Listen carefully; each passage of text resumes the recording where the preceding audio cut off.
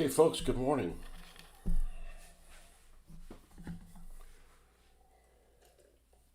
I want to do some, go back and do some maintenance here on these Panzer 3s that should be hitting the painting phase soon. Good morning, Jeffrey.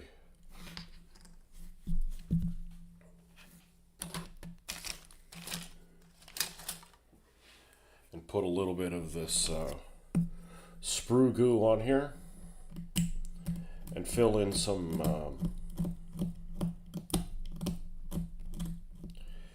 issues that they have with, for instance, the recesses. I call them recesses. That's the name for it. I always end up forgetting what the hell they're called officially. Sink marks. That's right, sink marks on here.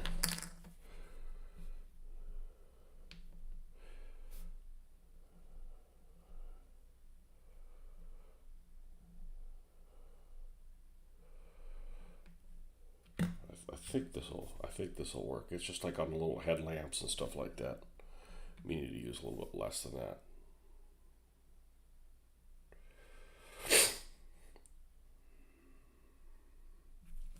If I sound like I'm under the weather, I don't know. I don't think I am.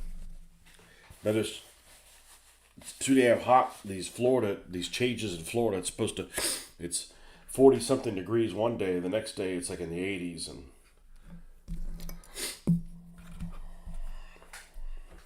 I sound terrible, but I feel fine. Well, I'm tired, but we had some folks over last night, and I stayed up way past my bedtime. And I'm not changing my wake up time.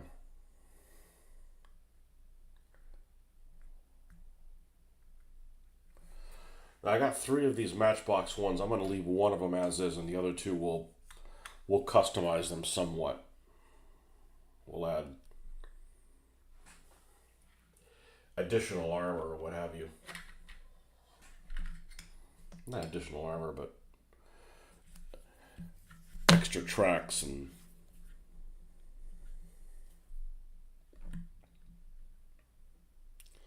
make them look different from each other. I sound terrible.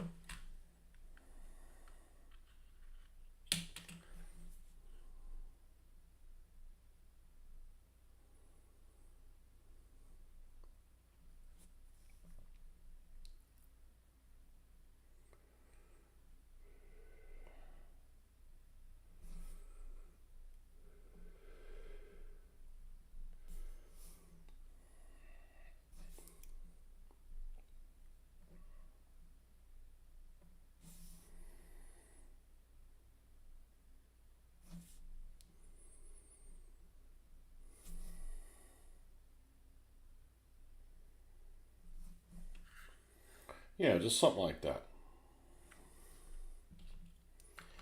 And for never building a Matchbox vehicle and then having several to build, I'm not that impressed. I'm not going to trip over myself to get any more. Now, the reality is if I had more of these showed up at $2 a piece, I'd probably buy them as well, but they're certainly not worth $10 a piece. I know they come with those cool bases that lots of people like, but I don't really have a use for them. And they're 1/76th scale. I just don't prefer 1/76th. I prefer 1/72nd, but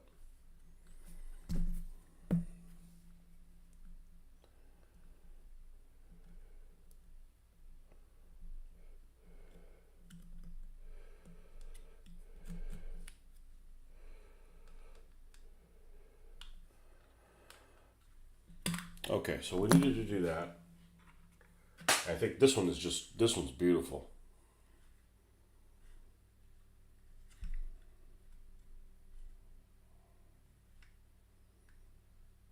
This is the Revell of Germany one.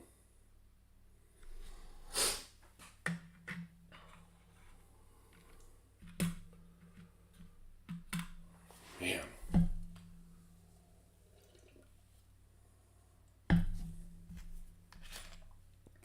So I was doing a deep dive this morning, kind of, and the whole Wintergewitter thing, and where I have the last couple days off camera, not because it's important to anybody other than me, but you know, I got I like want to come up with markings for them, and I want them to be relatively reasonable. I've already got several other vehicles that are for that operation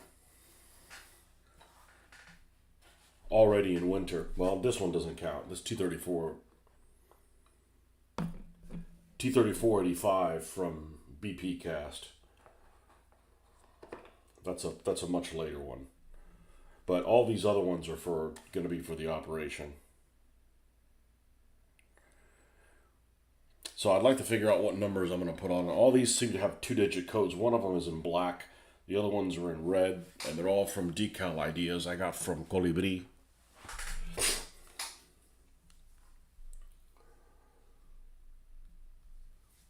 And I'd like for these to have like brigade markings or something like that on them. But short of just making things up, the information just sometimes just isn't out there. So they actually make a set, and I don't care what scale they're in.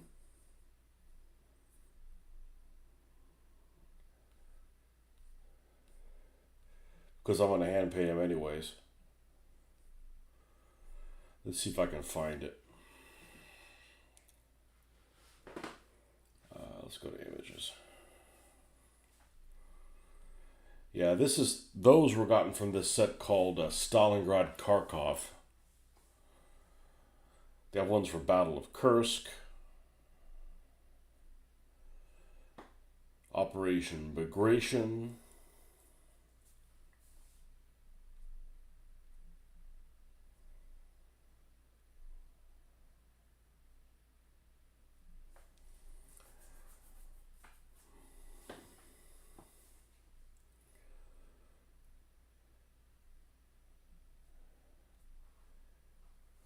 Where's the one I was thinking about that was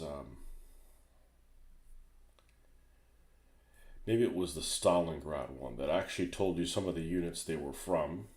I think that's what it was. It was the Stalingrad one. This one. And we'll visit there.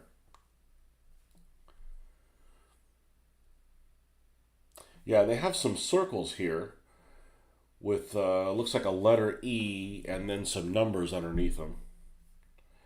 And if you go to the second page, which they sometimes give you, this particular reseller does not do that. There's one floating around here somewhere that does have that. What is this called? Stalingrad decals. I put Stalingrad in the description. Okay, it's the Quinta Studio.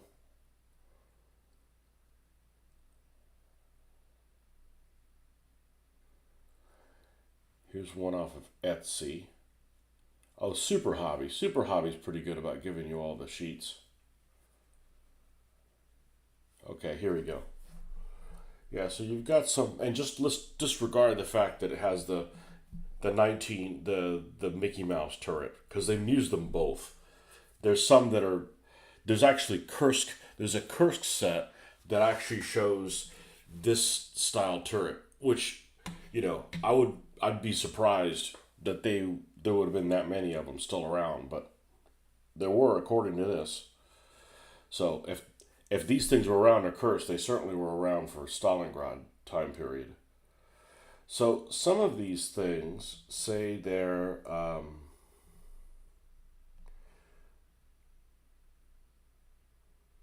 Stalingrad area, unidentified unit. There's one of them in particular that, here we go. Number 255. 1st Guards Mechanized Corps.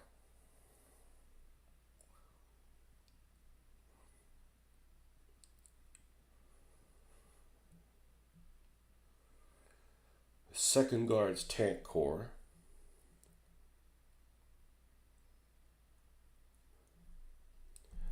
So one of the sites that I went to, I discovered this last week, and I found it completely by accident, is when I was doing a search for the 85th Russian, might have been Soviet, 85th Russian Tank Brigade. And if I scrolled down here, I came across an article. God, I feel like I'm like incredibly sick.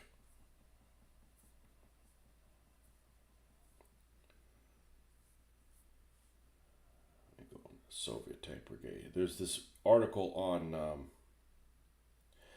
a link to a discussion on Axis Army, Axis History Forum, or something like that. See if I can find this.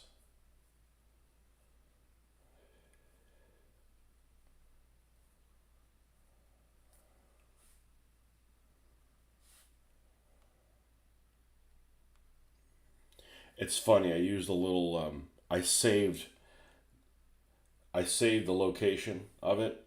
I don't know how to access the saved locations on the phone. You know, some things on your phone are a lot easier to do than things on the computer. Here it is.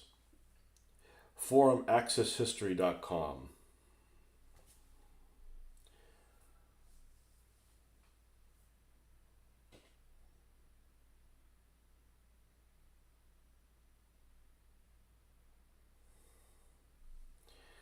Yeah, and here it mentions several tank brigades that were in the area, or several units that were in the area. 13th Mechanized Corps, which had 17th Mechanized Brigade, 62nd Mechanized Brigade, 44th Tank Regiment. The 13th Brigade, 254th Tank Brigade, 85th Tank Brigade, which is actually what got me to come in here in the first place. 4th Mechanized Corps, 235th Tank Brigade, 234th Tank Regiment.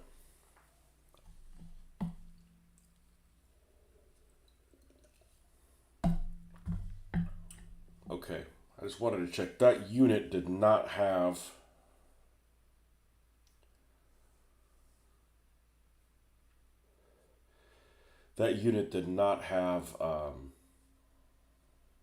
was not one of the ones listed here. So I may just, most of these decals, and what I did I lose that other open window? Geez whiz, man.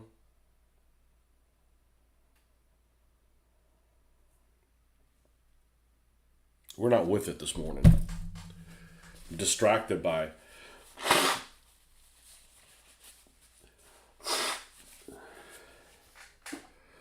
I was told that it was like because of dryness. Because of dryness, you get stuffy. That doesn't make any sense. You have more moisture in your nose when you're drying. Like, what the hell's going on? Yeah, but anyways, on this particular site, there's some really useful stuff that I really wanted to do kind of a deep dive on it at some point. There's even, these people went and put the units on the map where they were located.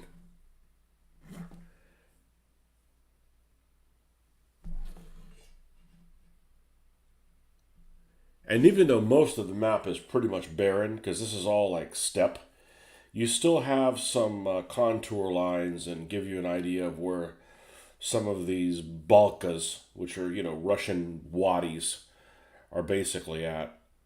And then you can go on Google Earth and kind of see what they look like. Obviously, it's 80 years later or so, so things change, but You get to at least see what color the groundwork is and stuff like that. It's very step looking, almost sandy, light brown kind of stuff.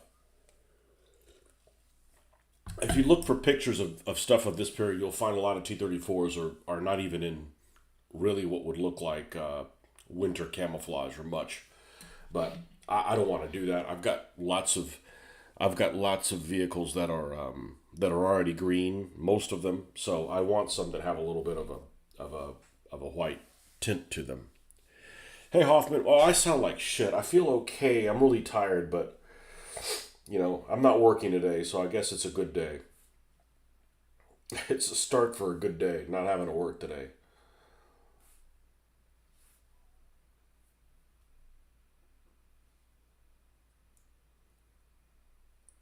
So these particular ones that have the brigade markings are all kind of small. So I think I may just put 3-digit numbers on these. I mean, 2-digit numbers on these, like the other ones. And these are all either red or black.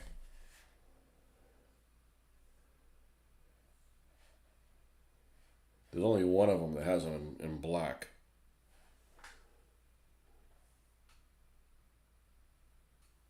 I think I'm going to make both of these in.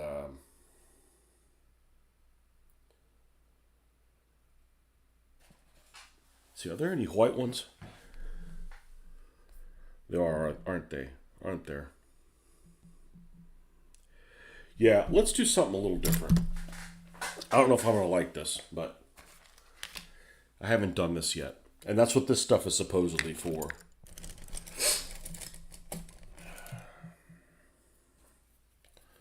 I'm going to take a little bit of water, so little that I'm not even going to put any on here. And this stuff is actually meant to be rubbed off. So I'm going to try and, you know what, let's be smart about it. And let's do it somewhere where it doesn't matter.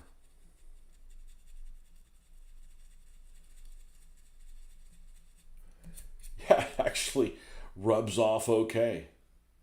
It rubs off okay on that little spot. So I'm going to do these markings in white, but we need to scuff up a little spot for them to be.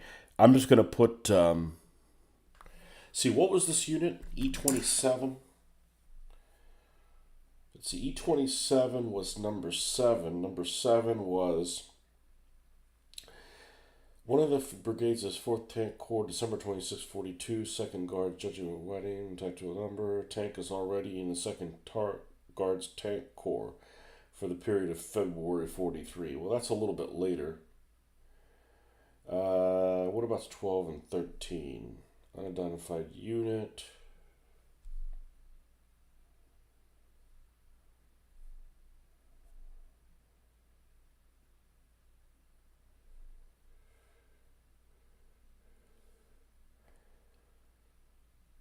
All right, let me find. There's one here that I saw that is this type of T-34, and it has the number in red, and it's a 59.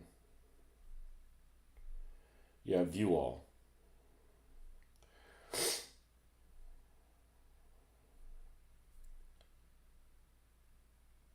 I don't blindly follow how these things are used, but it's just nice to take everything into consideration.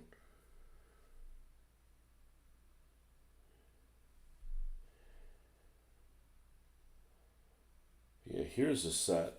These all have those brigade markings, but I'm pretty sure all these brigades are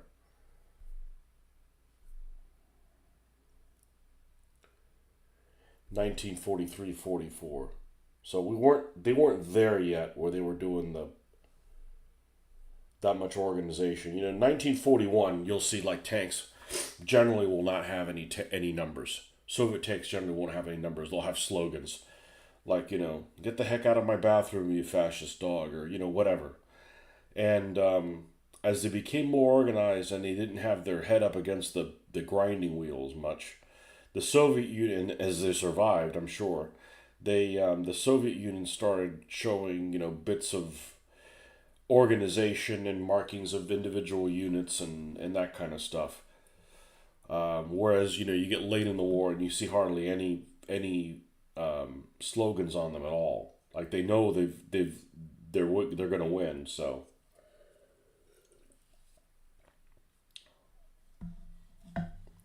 it wasn't a very difficult thing to find. Here it is.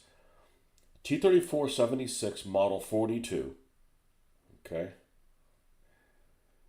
And it's Battles for Belarus 43-44.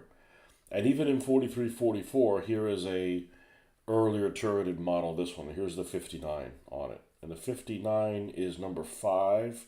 And number 5 cast turret. And I can't read the rest of it because... But here's a 49 in the set.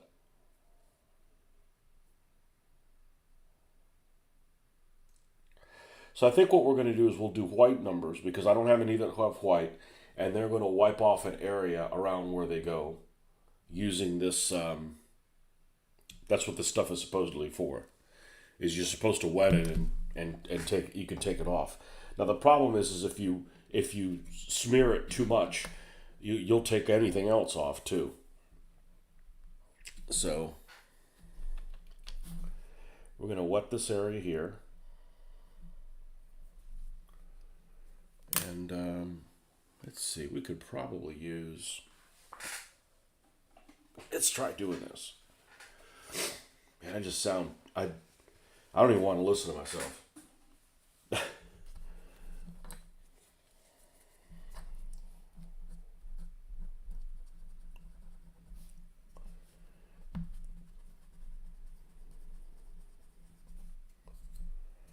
Yeah, see how we're able to take some of that off? Now, you might actually be able to do this with any kind of paint. I don't know. I've actually never experimented. This is actually a good thing to try because I may do this on the German vehicles for this particular operation.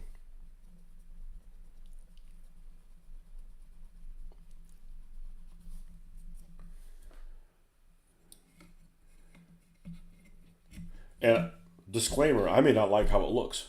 I don't know. Okay, we'll do the same thing on this side.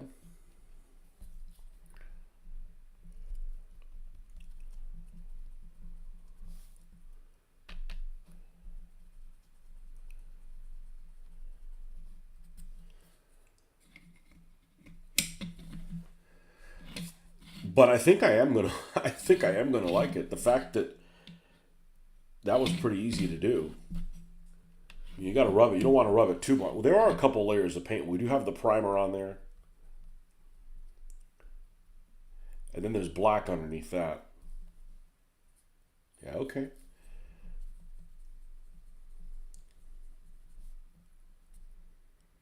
Now, will this work on edges too? Sure will.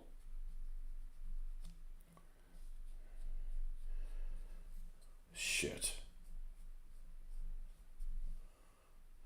Okay, well, this is pretty cool. I don't like doing it with a paper towel better than the... We discovered a new skill. Not a new skill, but a new tactic.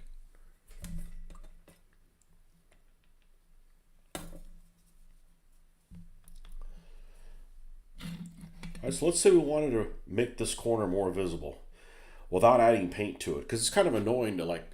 I want to visualize a place that actually has less paint on it. In other words, it doesn't have the whitewash, but you're going to add more paint to it. That. I don't do well with things that are counterintuitive.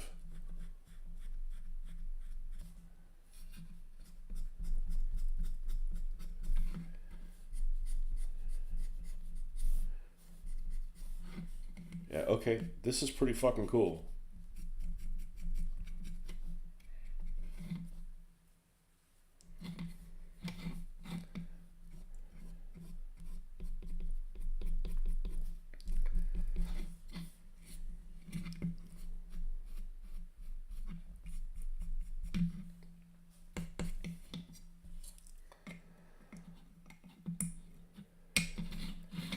Okay, well, we're going to do a 2-number code. We're going to do it in white.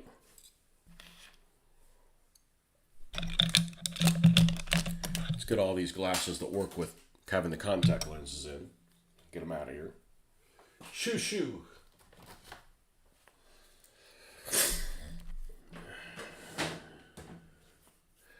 What was that number they had? 59?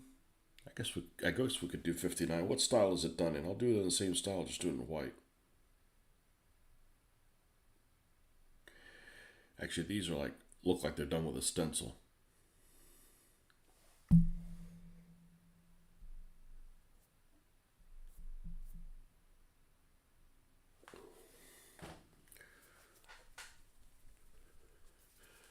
What do we have? We have a 23, a 76, an 81, and a 38.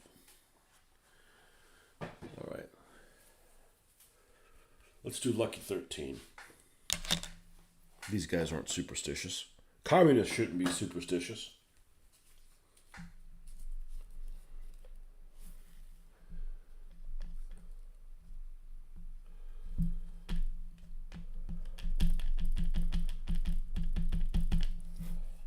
This is the one where I ended up losing the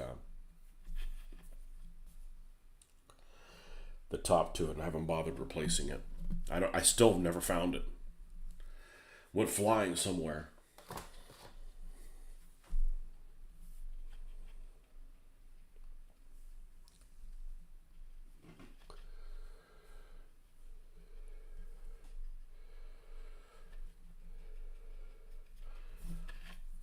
I don't think I'm going to make it any dirty. We're not going to add any brown or anything to it. Let's take some of this paint off. What number did we say we were going to do? 13? Lucky 13.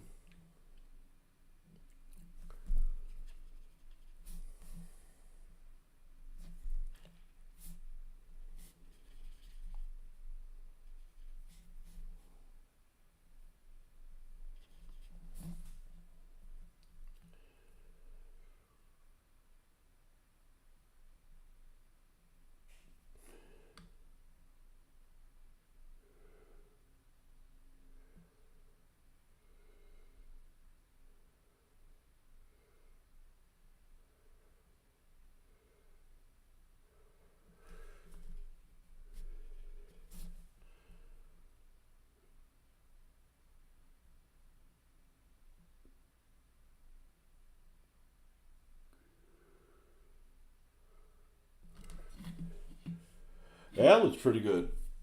And it's funny because I really had no intentions of learning a new skill this morning, but the rubbing that thing down, that's going to come in handy with the Germans, because I think the Germans are going to be also in white. Just coincidental for the 6th Panzer.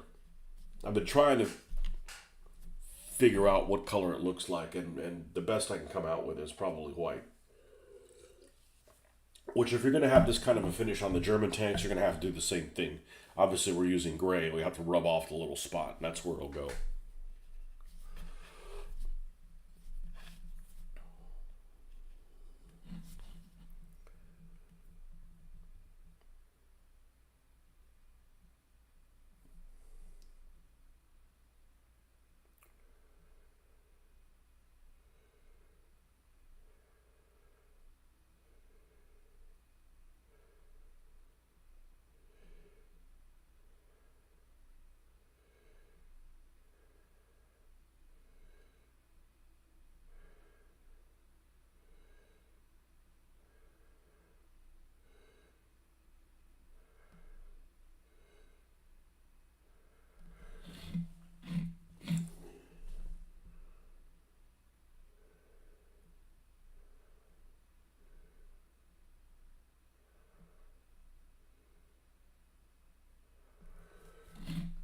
So the numbering system of the Soviet ones, they changed it a couple different times.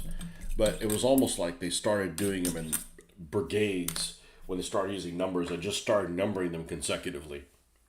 So, like the command tank of like one unit might be like 19, because it's like it starts with 1 and then the last one's like 19. It's just, and then like the next unit starts with 20. So it's like it's not sensible from like the German standpoint, the way they did things. The Germans pretty much did it. It made sense. Okay, we're going to do the same thing with this other one. That worked out really well.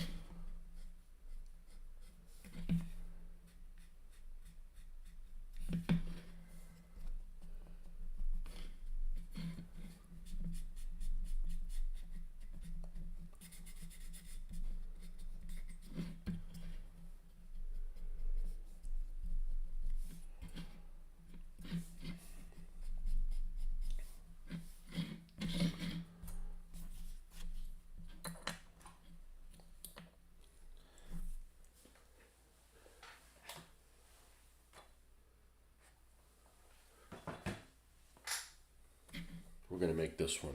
We're gonna make this one 15.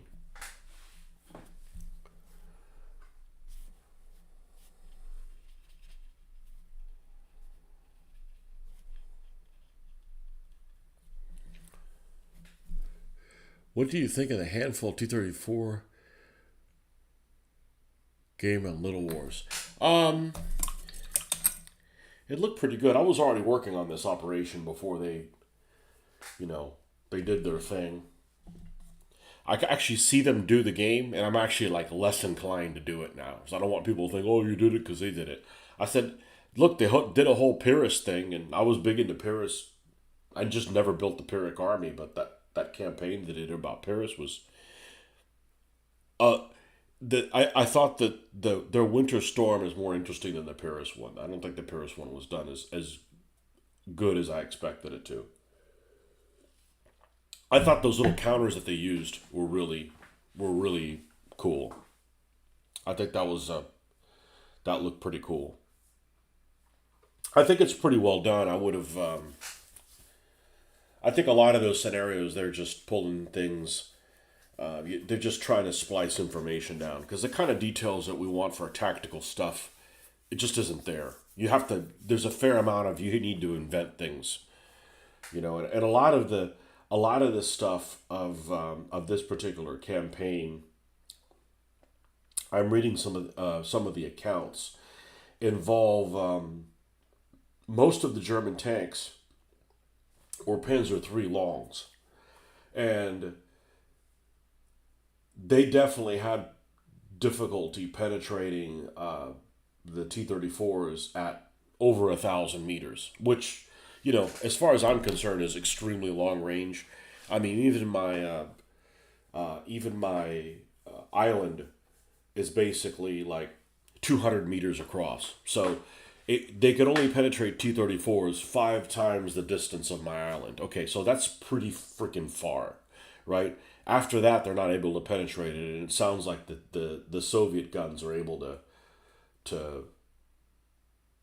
to mess with the Germans at range longer than that. But the 50, this particular gun isn't that bad. The T-34's gun is going to have trouble penetrating the front of this vehicle at probably those ranges as well. It's not that the T-34 is that bad, has that bad of a gun. It's just these Panzer IIILs are now getting into the point where they're getting 60 millimeters of armor and stuff like that with the different levels of it, and it ends up becoming difficult on the front.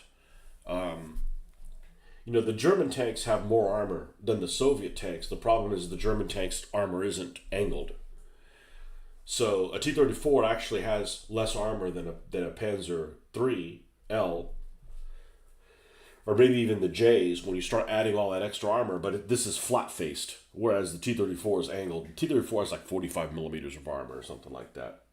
But you got more deflection shots and stuff like that. But you start reading these accounts where basically the Panzer IIIs they'd try to take a town, and the Panzer Grenadiers would attack from the front, and the Panzers would come and flank and try to get behind the town.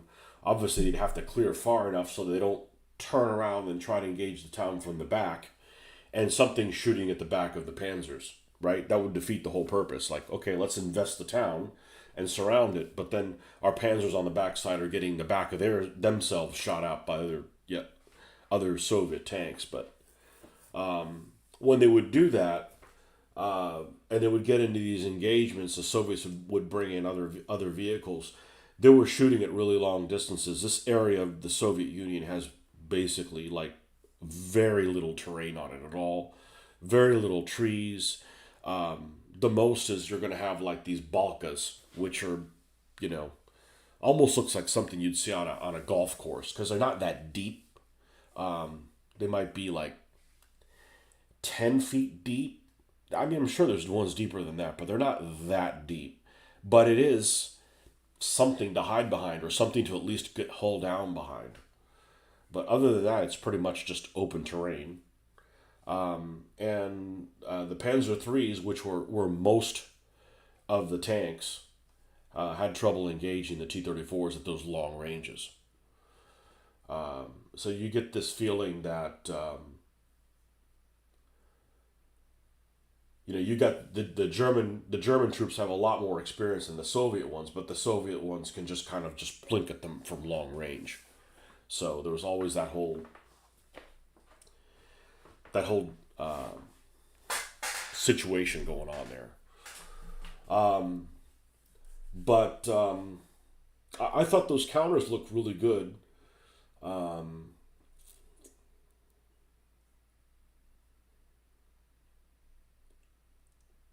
yeah, it's funny because the two operations that I really care that I think are really interesting are both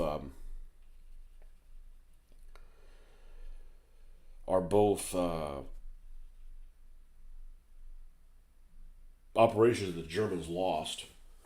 Operation Crusader and this one. Although Operation Crusader is certainly a lot more balanced than this one is. But from what I've read, the Germans actually had a tank superiority on the relief to Stalingrad, at least until that blocking force came in. When the blocking force came in, it was just like an overwhelming amount of stuff that was out there. What are we gonna do? 15 on this one. Okay, and let's do the same style. But I liked it. I'm not a huge fan of bringing in historians to say two sentences. You know, I mean, I don't mind having an interview with a historian, but how useful is it for somebody to come in and just kind of like, okay, we have one of these guys that's well known, and I don't have any of the Americans books, whatever his name is, Glance. I don't have any of his books. I have a feeling his books I'd have to read with a map at the same time. It's got a lot of like crunchy information, which I appreciate, but if you're not like looking at a map and following it along, it's kind of just like over your head. You're wasting it in one ear out the other. So,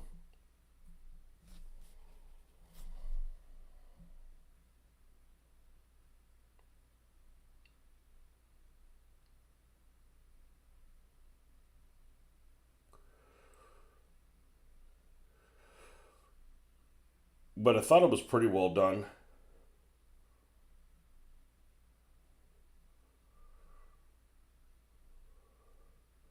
It's kind of a shame it was done as a kind of as a two-player game, but we need to Russify this five a little bit more. There we go. But it's a operation that that I've always found interesting. The thing is it's confusing, or at least it used to be confusing. This operation and also the one with the 11th Panzer, because the 11th Panzer was not down with the 6th. There was originally the advance to Stalingrad was going to come from two different directions. This one, the main operation, what ended up being the operation, ended up coming in from the southwest of Stalingrad. But there was also one that was basically the battles on the Chir, which were directly west and of Stalingrad. And one of the problems is that's where the Soviet put their blocking force first, and they basically went nowhere. Like they tried to punch one way, and the Soviets came the other way. So the 11th Panzer was basically used to be plugged in holes. So one of the scenarios from way back when we used to play squad leaders, a scenario called Saucha 79, and it takes place in one of these battles on the Chir with the 11th Panzer. But the 11th Panzer never made it, So back then I used to think, oh, okay, that's the relief of Stalingrad. Well, not really. It's not. It never like got off to a start in that direction. But I think in that one I think it was just like a motorized division and like the 11th Panzer and maybe a couple of infantry divisions. So if you think that the push from the southwest was kind of weak, the other one was even weaker. Yeah, I don't care for historian stuff. I don't mind historian stuff, but I have some of their books. I've finished one of Butar's books, and he has a lot of really good detail in there. So if I read the book and it still doesn't give me the kind of detail that I want, him saying a couple snippets isn't going to, like, isn't that more, doesn't make it more relevant. You come for the game, but there's too much talking around the game. I tend to click off. Yeah, I usually click off if it seems too staged, you know. And they have really good production values on their videos. That takes a lot of time and effort, and I don't watch any reality type shows or something like that. It starts sounding that way. I'm like, I'm just not that interested. And I'm probably the exception to it. People probably like things that are maybe really doctored up. The show I started watching with the daughter, and my brother's a big fan of it, was Top Gear. And the later seasons of Top Gear are unwatchable as far as I'm concerned because everything's staged. Like, all right, we need this result, or like they just film what happened. I said, oh, that's good, but let's make it a little bit more exaggerated and scripted responses. I'm like, I just don't like all that fakery. And that's even before all this deluge of AI. And I don't dislike AI because I've found some interesting things. I know you find some interesting things to use with AI as well. But these make believe videos and shit like that are just like, they make you question everything. Like, what is real? And it's just like a deluge of things. Like, my feed I have a deluge of all these fake Price is Right Bob Barker, and some of them are really funny, but they're just like way over the top and fake. It's like, every video on there is just just full of fake shit. You know.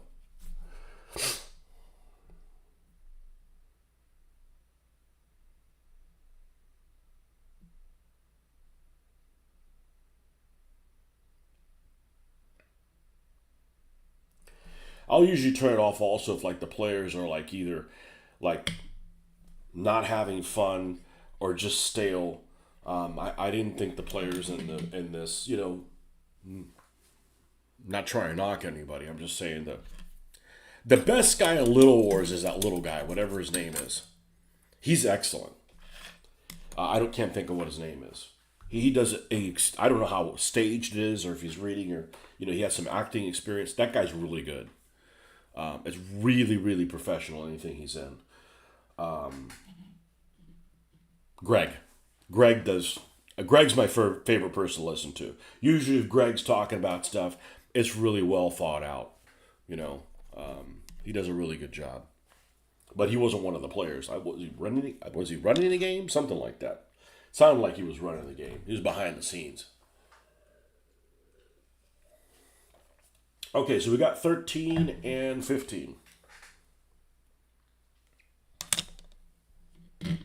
Yeah, like I could have much better production values on things, but then I gotta take notes. I gotta do outlines. I'm like, okay, that all gets in the way of getting this done. Like I'm here to do this, and if I say something that makes some bit of sense along the way, well, that's just a freebie.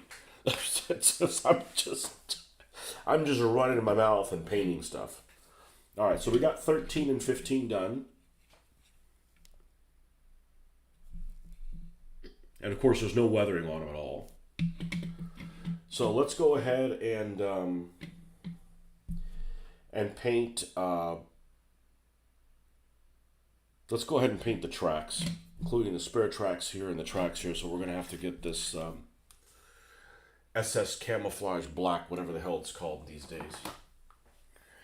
German camouflage black brown, I think is what they call it. What they want to call it now. Greg does all the work on the filming and scripting stuff. The other players will paint, design, and host the games. All the video stuff is by Greg. Well, I'm talking about like when he's out talking, he does a great job. It's not his first rodeo, you know. And I'm just not willing to put in the homework. Like I hate writing papers. So anything that would involve like laying things out, like I just don't think it's worth the effort. Like I said, I've said this before. If I start putting too much work into what I do here, and I don't get the expected results, and really the expected results are sometimes just out of your hands, then I get demotivated. Like, man, I've done all this work and nobody's watching this video, or this doesn't. And then I'm like, so my thing is like, I'm going to do what I'm going to do. We'll film it. People watch it. Cool. If they don't, well, I'm doing what I was going to do anyways. So that just helps me keep my sanity. I'm glad the sound is working today. Last Saturday we had an issue.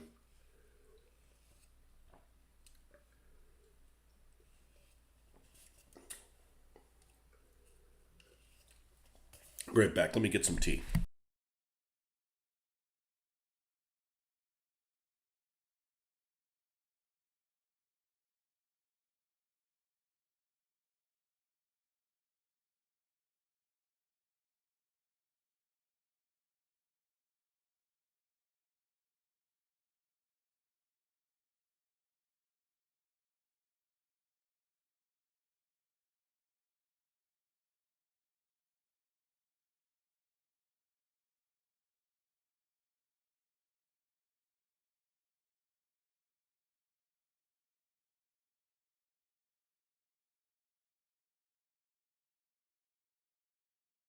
I got some mixed feelings about whenever it is that I film the next video that we do. And I don't, it's scheduled, and I'm not going to tell anybody what it is because I really hate when I say something's going to happen and it doesn't. And I'm telling you, like I've said before, if I tell you something's going to happen on a certain day and it doesn't happen, the first person to be pissed off is me. Because I don't want to be known as a guy who makes stuff up. I've had to deal with along the years a lot of people who make shit up, and then I got to deal with the consequences. I do not want to have that. That's not a thing I want to be known for. So, and the problem I'm having with the filming of this thing is, part of me wants to do it live, and part of me wants to do it in a video. Well, okay, it's not that I don't necessarily want to do it in a scripted, edited video. It's that when you're doing things live, sometimes things don't turn out well because of camera angles and things like that. But the problem is that some people will watch it because it's live, and some people will watch it because they want to see it scripted because the live is just too long. But what I say about having we cannot paint on this. We are not going down that road. That's the road to insanity for me. See, I'm not ADD, I'm OCD. I don't want to look at all these distraction things sitting on the plate, on the surface. And one of these that's already started. Yeah, this one. It's a little too big, so let's cut it down to size. So the issue I'm having is that if I do it live, it will not turn out as great as it could. But it's immediate. And when I'm done filming it, I don't have to do anything. Right? Like, I play a game, I can go back to, painting cars or whatever it is that I'm doing. And I'm talking about filming a game, I'm talking about Gaslands. And some people won't rewatch the live thing because I think the live shows don't get rewatches. Like, people will watch them live.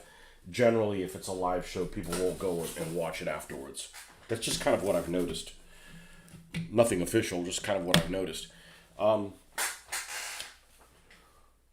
But I could have an incident like I did last week where YouTube decided to bend me over and not let my sound come through. And so what if I do it live and the sound doesn't come through? Well, that's wasted. So I think I'm going to film it, even though I really hate having to go back and edit the video. I'm going to try to, and I edit as minimum as possible. Is I think for me, it's more important for people to see how long something takes, even if it's boring and you lose some people. I think it's disingenuous when people show a video that makes it look like some game only takes 30 minutes, when in fact it took 2 hours because they just edited it so much. It's just fakey, Like, I don't like watching those videos. I like to put out a video of like how I would want to watch it. And that may not appeal to some people, but well, that's just my personal choices. I am the Reels, Vine stuff, where you have somebody that's edited so tight that the same person that's describing something is interrupting themselves because they just any white space is totally cut on. It's just like a one run on sentence, and it's just like I watch something like that and I feel like I'm being chased by wild dogs. Like, dude, like just give me a second to breathe, you know? It's like, okay, here we have this T-34. The T-34 tank is fast. Oh, it's green and it's also in the summertime. And it's like, dude, there's only one person here. Why are you talking all over yourself? And it's just to keep these, ADD brats from like clicking off. I'm like, if you need to be, if you don't have that much free time, don't even watch my shit. Like that's just stress inducing. And I already have things in my workplace that kind of stuff happens without me wanting to, so I'm certainly don't want to bring any of that shit home.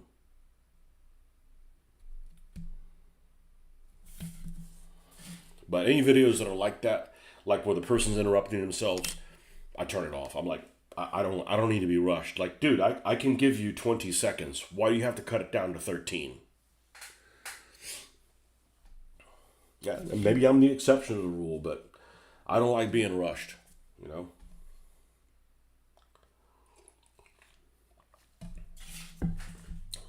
I don't like being rushed.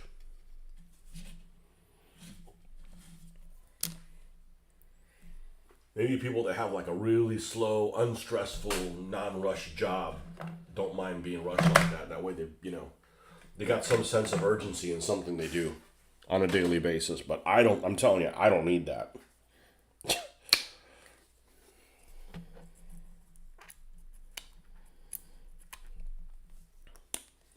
But yeah, we did that YouTube video when we went up to Historicon and we walked in on the one game that Little Wars is putting on. The guy that actually gave us the time of day and we talked to, I can't remember what his name is, Chad, maybe Chad? In videos, I'd seen him before. He seemed not very friendly in videos, but he was awesome in person. And some of the guys that seemed really friendly in videos, they were like being evasive. Now, I didn't go and film it to put these people on the spot. That's not my. I mean, they don't know that though. They might think, "Oh, who the hell is this guy? He's going to make us look bad, and then we'll lose subscribers on our page." That's not my intention to do that, you know. But that guy was really nice to talk to us. But you wouldn't have thought that was the case, you know. I assume that people are in their video as they are in real life, and I guess I'm just a child for thinking that. I've always said it's too difficult to try to be somebody you're not. Just be yourself.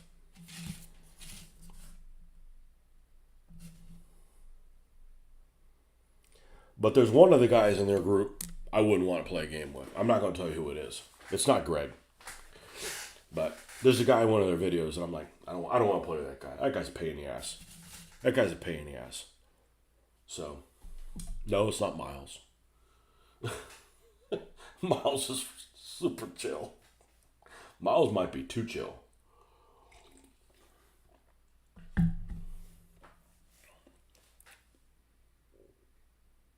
Oh yeah, I'm never filming a game at Mitch's place again. Take that. I took Justin's suggestion to heart. It's just too much heavy lifting for me. And I got lots of space. I got plenty of space for Gaslands, let's put it that way. For this, it's questionable if any place has enough space for this, but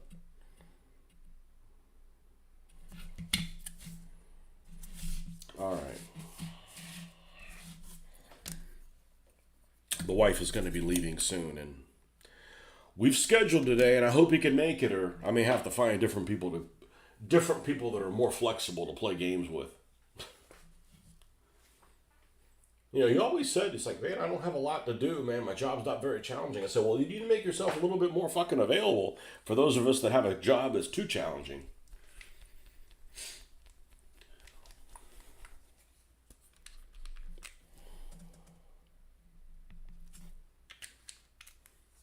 Let's try this. Let's see how this color goes with the trunk. I may not like this.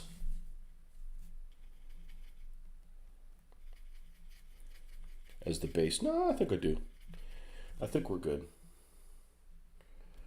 And then we'll of course bring it up. Remember, if you're going to do a trunk or something that's wood that's chopped, the end of the wood is not the same color as the bark. It's like the bark automatically grows on the end. If you ever go back to streaming the games, the quality will most likely be better than Mitch's house. Well, so here's the thing about Mitch's house. If I stream here, I can go through my Wi-Fi, and like I think I can piggyback on his Wi-Fi, but I found an interesting Wi-Fi scenario that happened last weekend. So last Sunday, the girls had, or really my daughter, had a wedding shower. Wedding shower, is that what it's called? For one of her friends that's getting married in a couple of months here at the house. So like, okay, you need to leave the house. I'm like, no problem. I'll go to Starbucks and I'll use their Wi-Fi and I'll play some War Thunder or something like that, right? I don't know what the ping is. So I look on there and I'm like, which place has the best Wi-Fi to like stream, do games? And all directions pointed that Starbucks had the fastest one. So I'll go to Starbucks, have a coffee, sit there. I need to drink it slow because I have to pee. Then I don't want to pack everything up to go to the bathroom, to unpack everything again. You know what I'm saying? I'm not going to wear a diaper just to sit there and game for, a couple hours, whatever. So I go to Starbucks, and I'm inside, and the Wi-Fi is like all the way up. And just to give you an idea, ping rates normally here at the house under 100 all the time. Okay. Probably, I don't pay attention to it much. So maybe in the 50, 60 range. And I go there and the game won't even load up. I mean, it's like 500 or something. You can't do anything with that. I'm like, all right, I'm going to go outside, use my hotspot on my phone. That I always have good signal everywhere and see what it is. That got down to about 200 or 300. I'm like, okay, I still can't do this. So I ended up having to go. I ended up going to my mom's house, and I find out she's got freaking faster internet than I do, but that's fine. So that I did that, but it made me realize that I can't use my hotspot really to stream through the computer because I want to film through the computer. I want to use the computer camera as the main filming thing because this base that it's on, I can just mount it out to the island somewhere and we can swivel it whichever way we need to go, right? Using the phone camera on the tripod, not in a fixed location. Because see, the problem with the gas line is going to be we're going to have to move the camera eventually as the cars move along. And I don't think that's going to work really well with in Mitch's place. His lighting isn't terrible, okay? It's his light. He still has better lighting than most game conventions, but it sucks compared to lighting that I have here. I've got multiple of these lights that can go in different places. I got LEDs all over the house that the previous owner, thankfully, was a big fan of, and we're benefiting from that. The lighting here is, we got good natural light, so we don't have a floor that lists at 17 degrees to starboard, or is it port? See, when I walk in, well, it leans towards the door. So I realized that the other day I was playing one game and I'm never going to sit here again because it's like, you're like this.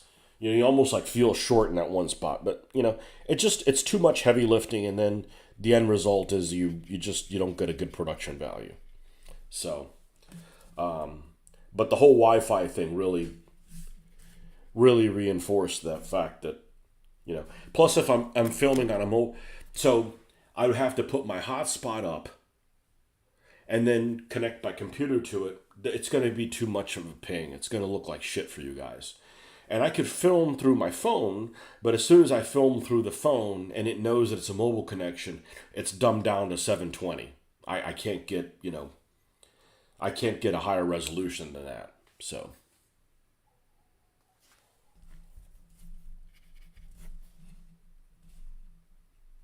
You know, plus it's hot there. He's got this door that won't fucking open sometimes. He needs to put some. It's starting to his game area is starting to be like one of those hotels. It's like run by a certain group of people that they don't put any maintenance into it, and it all starts falling apart. I'm like, okay, you know. And like I said, I need to do this on a regular basis. I don't necessarily. I'm not like, oh, you haven't gamed in like 3 months. I don't give a fuck when I game face to face. It's not that big of a deal. So when I do game, I don't want it to be a negative experience.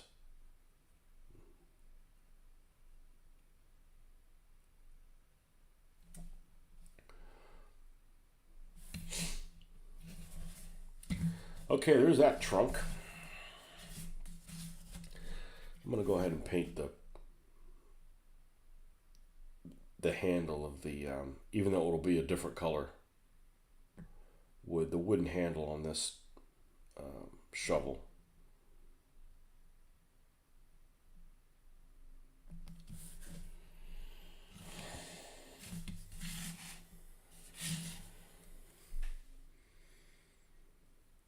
Doing tags, yep. Yep, taking a little bit of a break. I got bummed out scheduling several games of Gaslands and then cancel at the last minute. I'm like, I just feel like I don't. I've got 62 vehicles, and there's probably been 30 of them we haven't used. Like, let's freaking use them before I keep creating more. You know.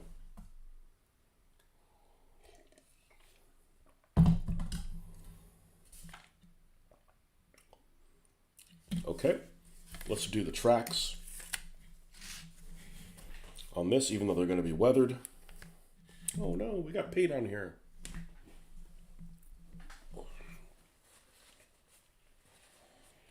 It's the one that we like using for the sprue goo.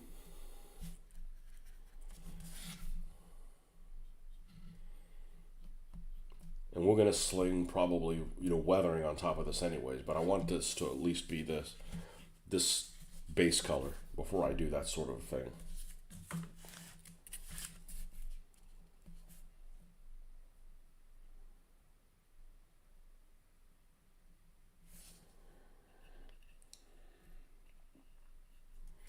And besides, he's got to get out of the fucking house, man. He has everybody come over to him. Get your ass out of the fucking house.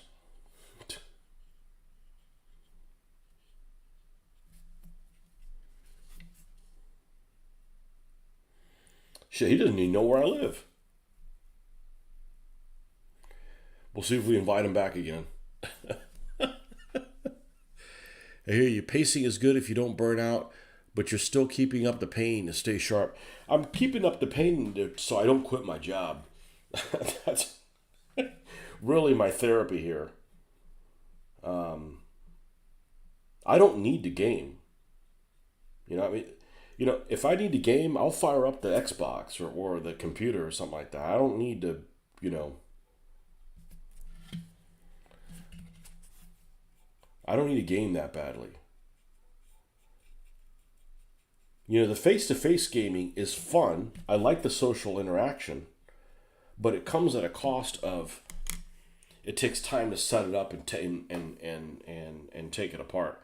And it's just too much of a burden, and I do mean burden. It's too much of a burden for me to do that on a work night or on a day I have to work the next day. Like, I don't want to do it.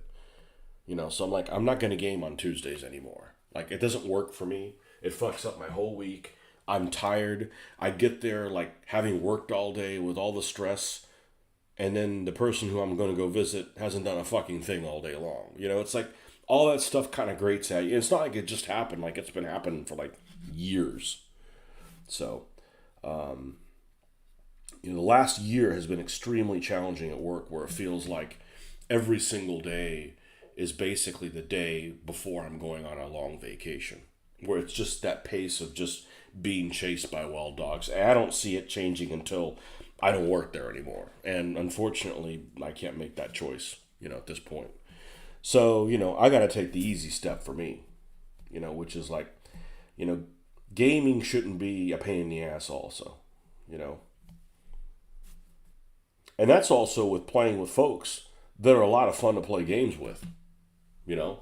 It's not like there are problems or you're dealing with people that want to argue with you, whatever. Like, I got a good relationship with people that I game with, but it's like, it's just too much of a burden.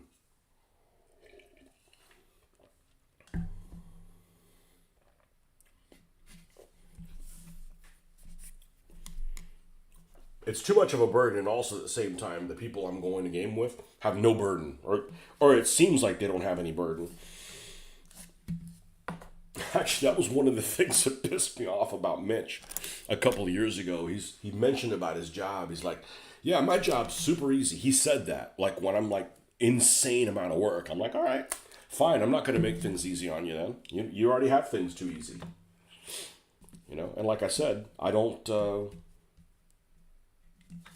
Although he did mention to me that he was never going to retire. Well, good for you. I am. I'm not. I'm not working until in my 70s.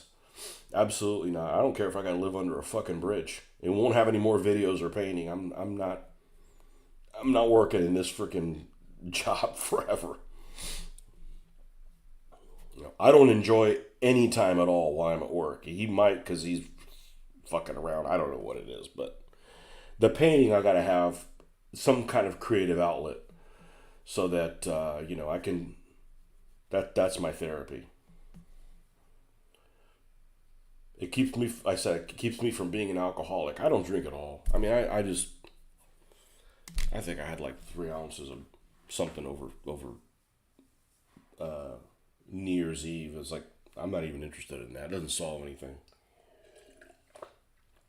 So the people that are being creative, the people that are doing all the work, things that you can't make their life too difficult because then they burn out and then guess what? You don't get a game.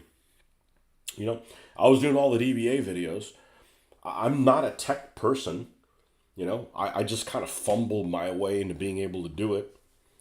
And nobody has, I did it for many years and nobody's picked up the mantle. So I guess they just don't want to do it or, you know, whatever, you know. I understand I have to pack all my terrain, my board, the cars, templates, and drive for an hour or so to meet up with my buddies to game with them. It feels like I'm doing work. I get it. Yeah. Well, it makes it work. It makes it worse when the people on the other end aren't doing anything. You know, there was a guy. I don't know if you're a DBA player or not. I don't remember anymore. But there was a guy who was running all the DBA stuff in Ohio. I don't remember his name right now, but he's a guy that used to be on the Fanaticus quite a bit, and John Loy. John Loy was his name, and I actually made one of my little. I made an. He's one of the few people that has anything that's ever been made by me. For whatever reason, I decided to sell some Indian fort that I had made out of, and Indian I mean like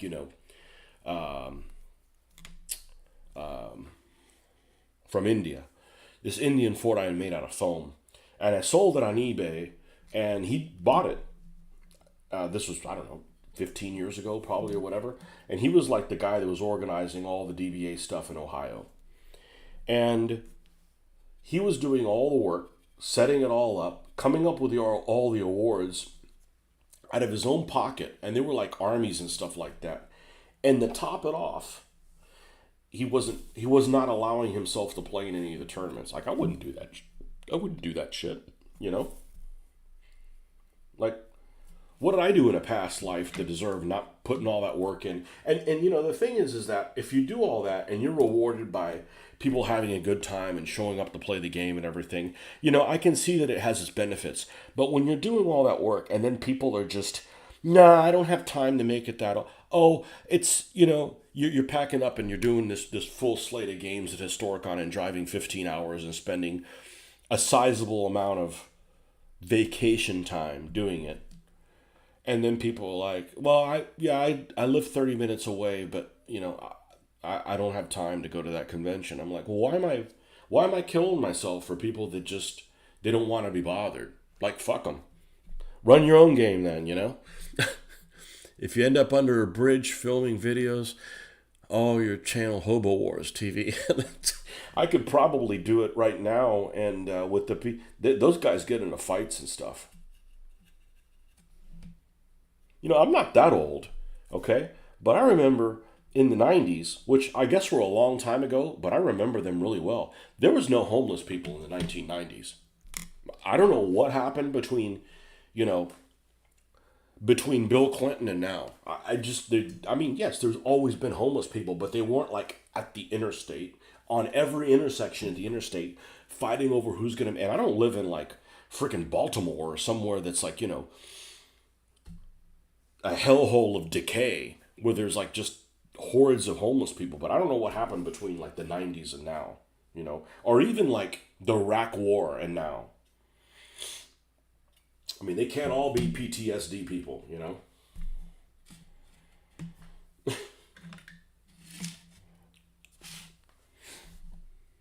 Run tournaments, you need one of those Germans that get home from work and kill time playing spreadsheet simulator video games. The tournaments aren't difficult to play because somebody has to run it. But you do need to, you can't run tournaments and people just constantly come up with excuses why they didn't show up at the game. Like you get tired. I couldn't tell you like at least 6 people would contact you like a month after the tournament. Hey, anybody in Orlando area play DBA? I said, dude, we do it twice a year. We put all these games, show up, and we'll teach you the ropes and everything. We got learning session, and then, hey, I'll be there. And then they just never show up again. And you even remind them, and it's like, I got really tired of being, what's it called, minority whip or majority whip, whichever. The guy who goes and tries to call everybody and get all the votes up. I got tired of being that person. And then just to be fair, there's some people that you could always count on. But if you'd like to get the numbers up to like 20 or something like that, which it's not crazy asking 20 people to be in a tournament, you just couldn't get it. It was like herding cats. I got tired of it.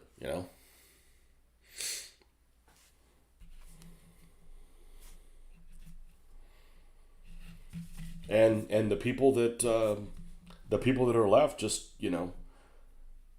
I just don't see them putting any effort. I mean, they got really tired of like posting everything on Fanaticus and posting everything on multiple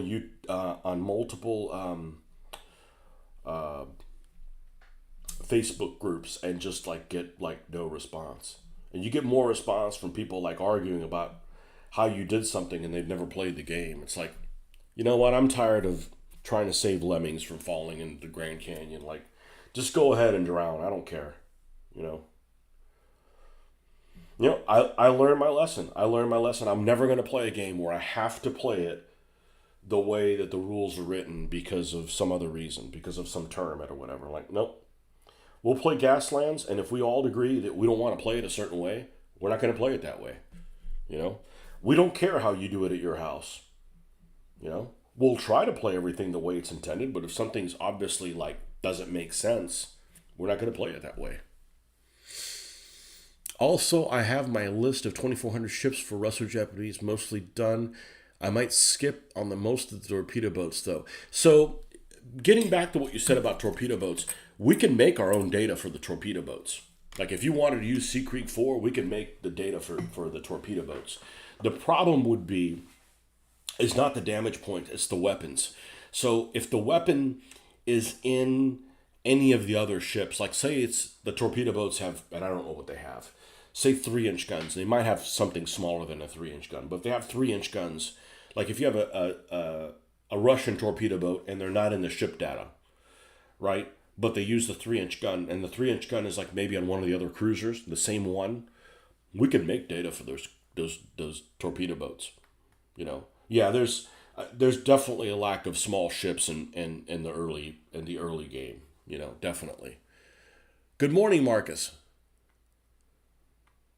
I'm glad you found it useful, man. I created that document because I start looking at like if I got back in the naval wargaming, which I'm not going to get back into it, I don't think, because I don't need more things to distract my painting. I don't think so. I don't think I'm going to. Let's put it that way. I would want to do like a World War I in the Victorian time period that anybody can be allied with anybody. Almost like a alternative reality, but not really an alternative reality. You know, you could have the the Germans and the British cooperating against the French or anything like that. So I wanted a list of like who makes stuff, and I wanted like tumbling dice and figurehead have a lot of the stuff in the same period, and I wanted to see who made what. I don't have any tumbling dice stuff. I do have some figurehead at 1/6000. I really like it, except for the waves. I'm not a fan of the waves being cast into them into the model, and I don't know whether they do that in 1/2400 or it's removable or what have you. But I'm like, let's create this document where I can like list who makes what, so I can wrap my head around it. Like maybe I want Germans, but they're only made by one company and not made by Figurehead, and but they are made by the other one. And I was surprised that Tumbling Dice really has a very complete line of things. I mean, Figurehead has some things, but Tumbling Dice has a tremendous amount of stuff. You know,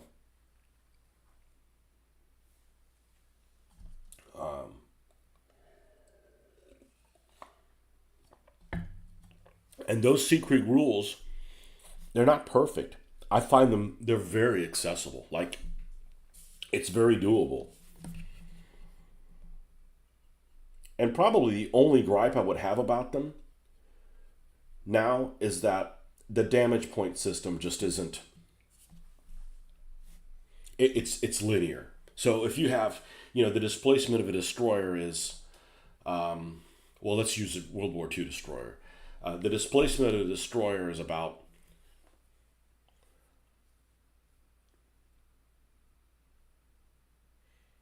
1/15 of a battleship.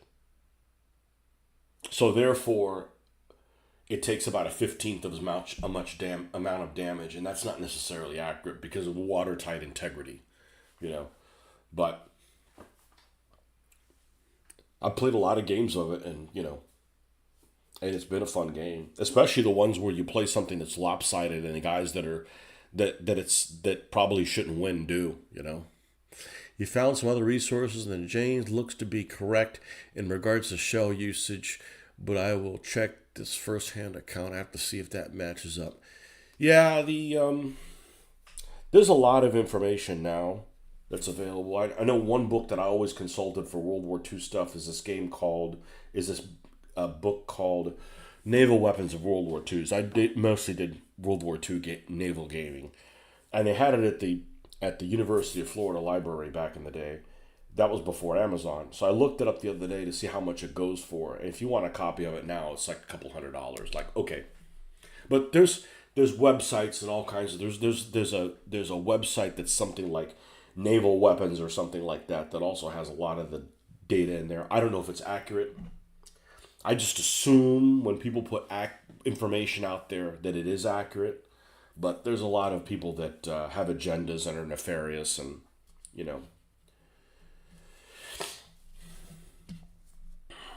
those cheaters and people like that.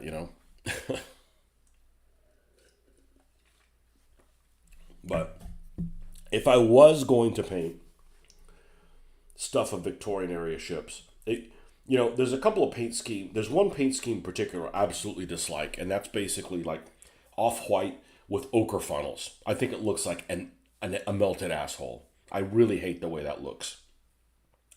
But I have to sit down and go like, okay, we want to make, the British should probably get first dibs, right? Because a lot of the British ships that time period will have black hulls, light upperworks, ochre funnels with black tops. That's pretty much the standard, whether it's any of those periods. And there's other navies that painted them the same way.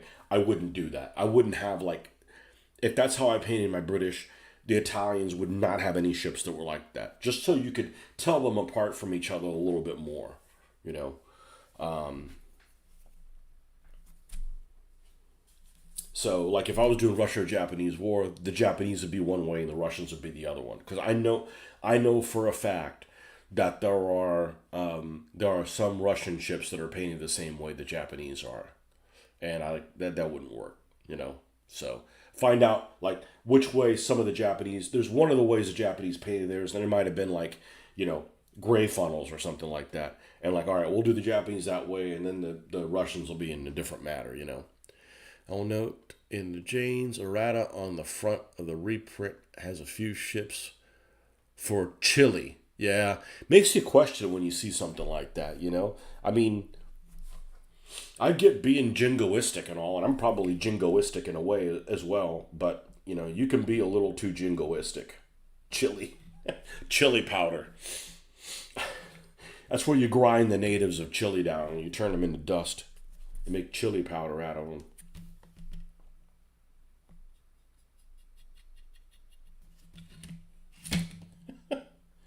Now, the one thing that doesn't interest me at all is American ships. I am, I am very, I am not interested in American history. I just am not. Especially after going to Europe. Like, I love this country. I don't like the history of this country. It is boring as shit. So I would never have like American Victorian period ships. Like it just doesn't interest me. Like I wouldn't have a single one of them. You know. But like I was looking at those like man, Italian Lepanto that are like those really high sided ships that for their time were really fast and they could carry supposedly like 10,000 troops on them. Like those would be useful for scenarios. And Duilio and Dandolo and one of them I think Duilio has a little torpedo boat that it can launch out the back of it. That just stuff is like really interesting. And the French hotels, the French hotel ships. But like the Great White Fleet, not interested. You know.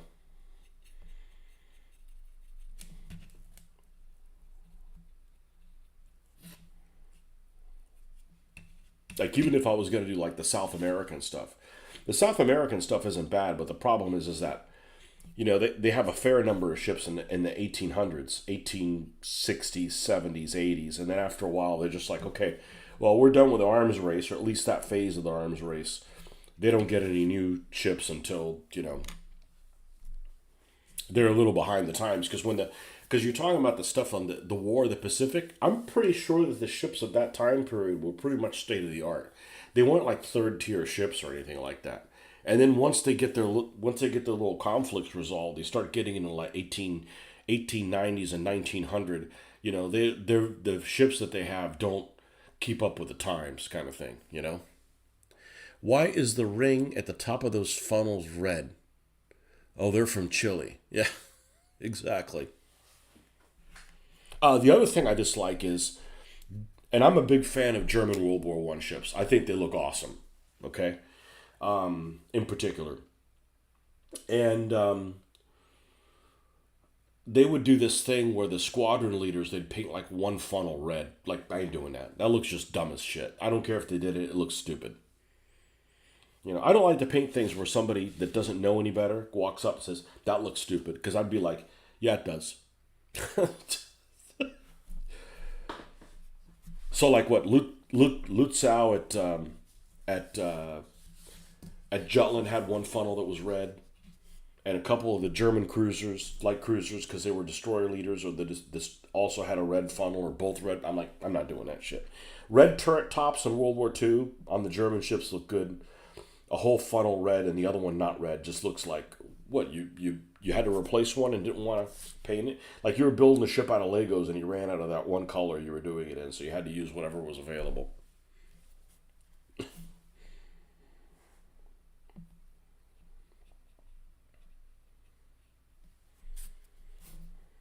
The problem with doing Chile, those Chile ships you have, is they're probably predate Siegfried 4, so you'd have to use another set of rules.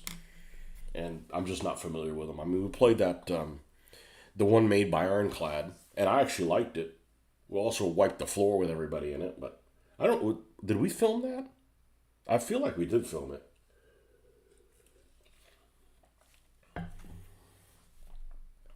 I think we played it. We played it twice. I played the. I played both sides. I think I've won both times. But that's with hexes. I'm not. I'm Mitch and Joel, they love playing hex games. I don't like any game that involves miniatures that I feel like I have to squint my brain to see what was going on. And I find like hexes with counters are fine. Hexes with miniatures, not interested. I'm not going to go through all this trouble to paint miniatures and then have to squint to not see the hexes on the board game.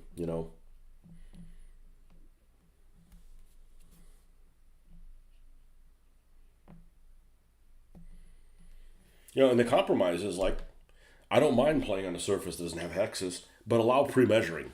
Because I get it. You don't want to play this game or people that are, sketchy the way they measure things. But, the solution for that is don't play with sketchy people. You have David Manley's rules for the War of the Pacific, but I haven't played them yet. Yeah, I heard good things, but I bet they don't have as much detail in them that I would want. There is a set of rules that I don't know much about. That's called, I believe it's called Perfidious Albion. And what's cool about the rules is that there's a side view of every ship where you figure out hit locations that actually shows you on the ship where you hit it. So you've got like this data that's, I don't know, maybe it's like BattleTech, and that you have to have a certain sheet for each individual ship. But I've never played it. I've just seen the the sheets that come with the game, and it looked pretty cool. It looks good on paper.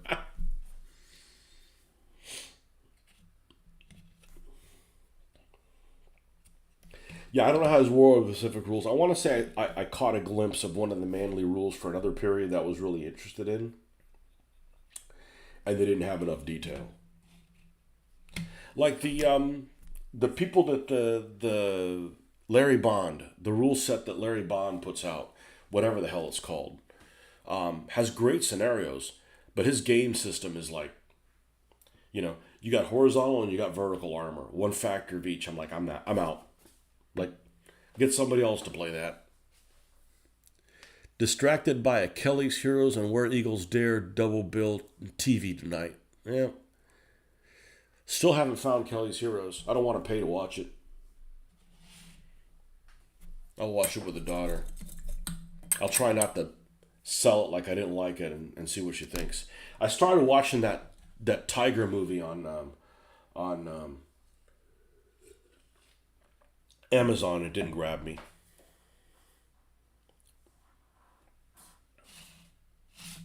That doesn't mean I'm not going to watch it. It just didn't grab me.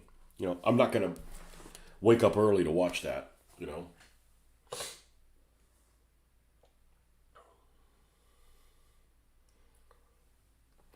just came out last week or something like that. At least for those of us in the U.S. to watch. I don't know. You guys may not be able to watch it across the pond, or maybe you've been able to watch it for a month or two or a year, or who knows. Things aren't always available in the same in different parts of the world at the same time.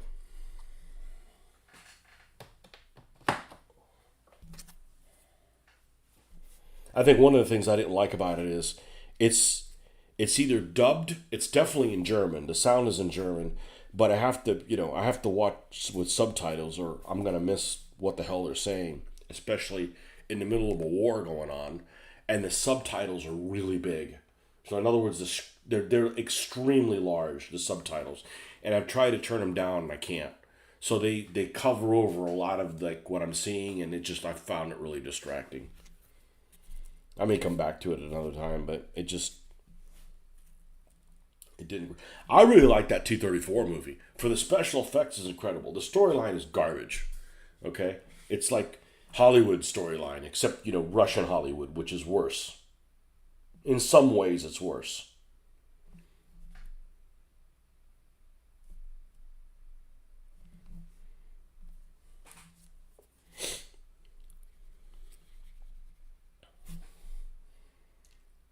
Russian propaganda film, kind of like those Chinese propaganda films.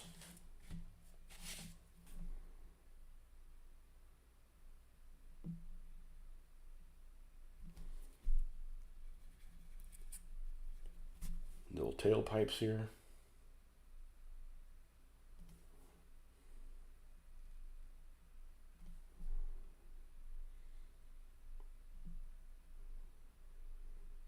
very little amount of detail there. It's really weird, actually. All right, we gotta paint. We gotta find out what color we're gonna make these little tarp thingies. Seems like Russian uniform would be the way to place to start. Nope, that's not it. Although this might be the color I use one of them, but that's not Russian uniform. This is Russian uniform. Yep. We're going to make one Russian uniform, one olive drab. Or at least that's the base color. I've only seen Where Eagles Dare once, and I don't know if I've seen it all the way through.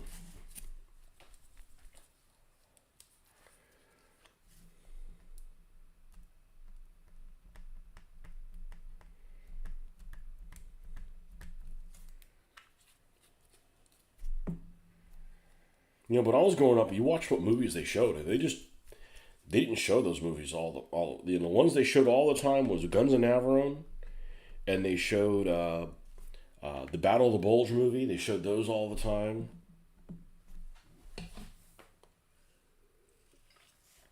I never watched the Pacific movies. They might have showed a bunch of Pacific movies frequently, but they just never did anything for me.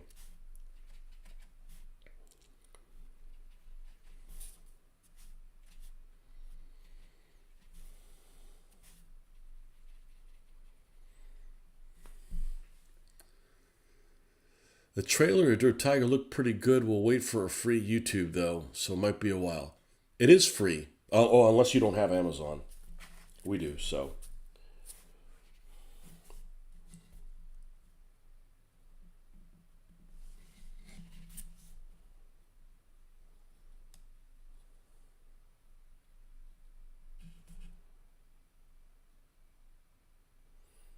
I tried watching Fury a second time. I saw it in the theater with Mitch and liked it other than the ending. And tried watching it again with my daughter a couple months ago, and we got about a third of the way through the movie, and we're like, we don't want to watch this anymore. Like, yeah. I didn't care about any of the crew. I'm like, I wish they'd just all die. It wasn't like I was rooting for the Germans. I'm just like, I didn't care about anybody on the crew.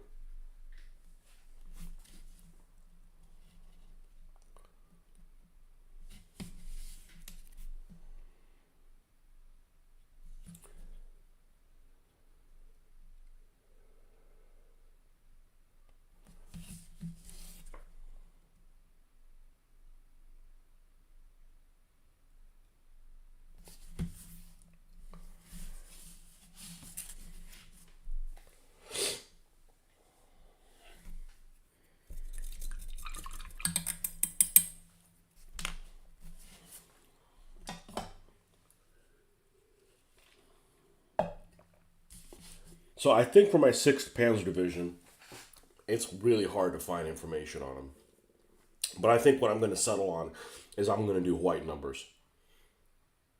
I'm going to do white numbers, and I'm going to do them in a scuffed up area like this. Like, we'll do the whitewash or the winter paint.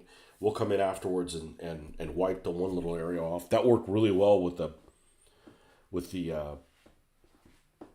with the paper towel.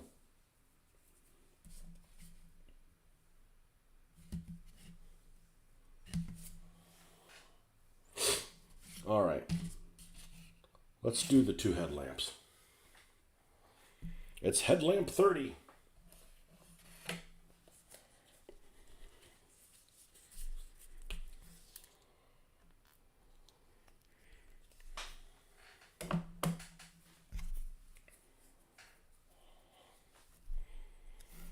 Yeah, Marcus, I want to know if you were on this morning because I would have probably jumped right in. It's probably a good thing that I didn't because I can't stand to hear myself right now as I sound like I'm really under the weather. And I'm not. I just sound like I'm really under the weather. And it's probably because it's so damn unseasonably warm here. It's supposed to get cold on Monday or more January-like weather on Monday. But I want to do a deep dive on the stuff that I found out about Wintergewitter that I found might be useful. Maybe we can leave that for tomorrow morning.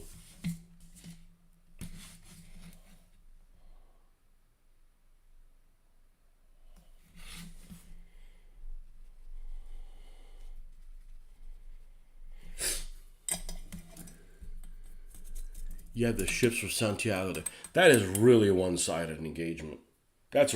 My dad always was interested in that because he's from there. Well, he's not from Santiago, but and no, he wasn't around back then. But I don't like anything that's a one-sided battle. If the battle's one-sided, I don't care what period. I'm not interested in reading about it. I'm definitely affected by that. Like, oh, this was a cakewalk. I don't want to, or this could have only gone one way. I don't want to hear about it. You know. So that's why I've never really been a fan of, I'm a fan of things that are, that either could have gone both ways or went both ways during the engagement. That's why Operation Crusader is so interesting because it favored one side and the other side got ahead and then they ruined it and the other guys got another chance and they almost blew it and the other guy ruined it. It's like, it's just seesaw. Definitely interested. Perhaps tomorrow a.m. I had dogs to walk early this morning. No dogs tomorrow. All right. We'll make it what time are you available tomorrow? Are you available at 6? We'll do a Wintergewitter thing. We'll just film it I'll go over down there. We'll just screen share.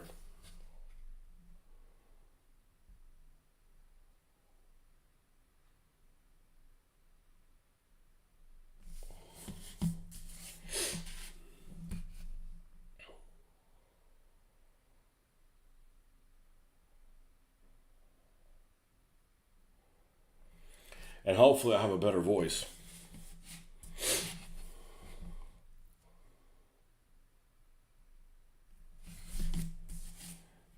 Now, this used to never happen when I was younger. Like allergies and shit and pollen and I don't know what it is.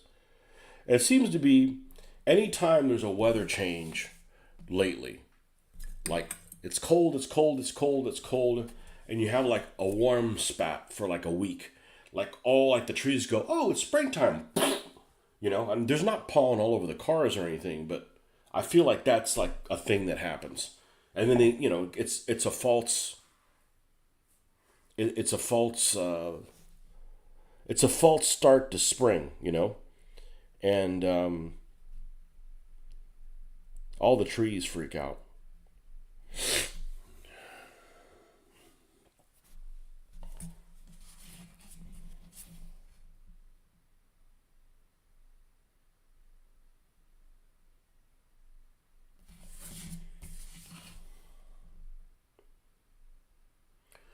But the tank brigades that opposed Wintergewitter were all a mixture. They were pretty much all a mixture of light tanks, medium tanks, and occasionally heavy. This was the time period when the tank brigades were like 50-50. Just because I think a lot of the T-34 facilities have been overrun.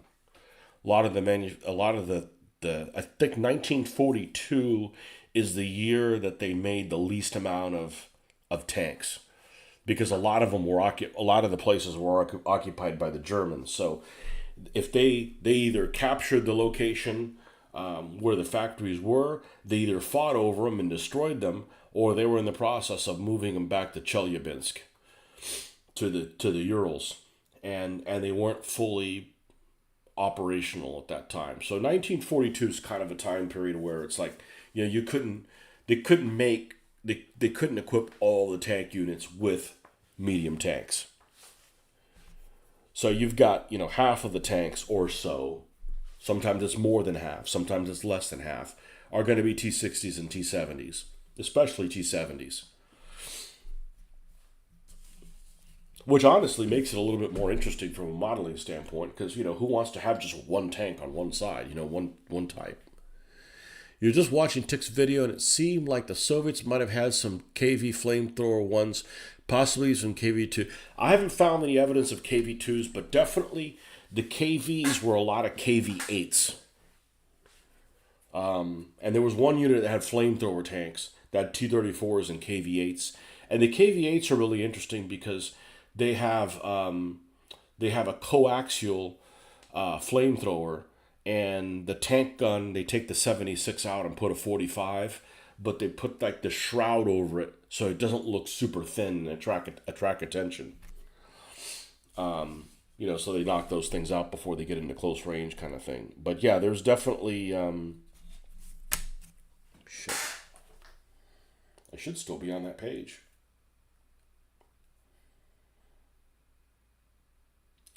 I'm really terrible about being able to flip pages on my phone.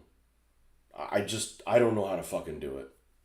And I'm not gonna watch a video to do it, but like I'll save something. Like I don't know how to go to my saved things. I don't fucking know how to do that. I can't be good at everything. Jesus. Maybe if I come up here, okay, search history would do it.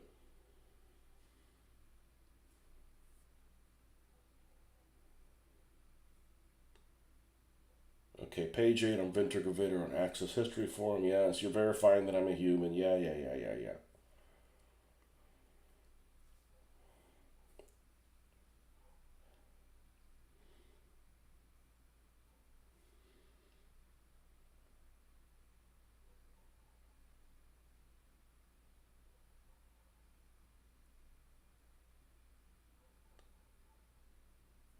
Yeah, the two units that I heard about in a couple of the actions were the 85th Tank Brigade. It had 2 KVs, 8 T-34s, 14 T-70s. And the other one was the 235th Tank Brigade. It had 31 KV and 17 T-34 on strength. 28 KV, 16 T-34 operational. Mostly flame models.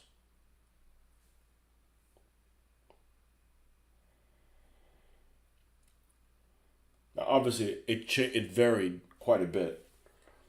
And for the Germans, the 6th Panzer, 9 Marder 3s, which I suspect are the high-sided ones. STKFZ 139s, I think is what they are. Like the Gazala ones. That's the best way to describe it. Because, Marder 3s, which one are they? Are they M's? No. Are they H's? No. They're the first one, the first Marder 3.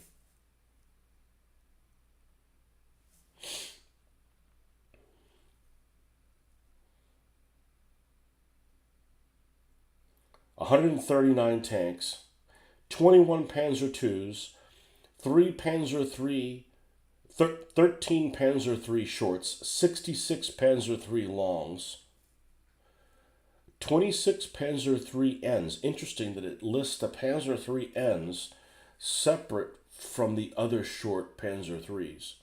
So the other short Panzer IIIs are probably, J's. And as you go to older models, you probably have less and less of them. It's a rebuilt unit in France, so I would suspect most of those are probably J's. J's that had the short 50. 13 Panzer III longs. And I was reading one of the other accounts. There was 2 heavy companies. There was 2 heavy companies in the 16th Panzer Division, the 4th and the 8th.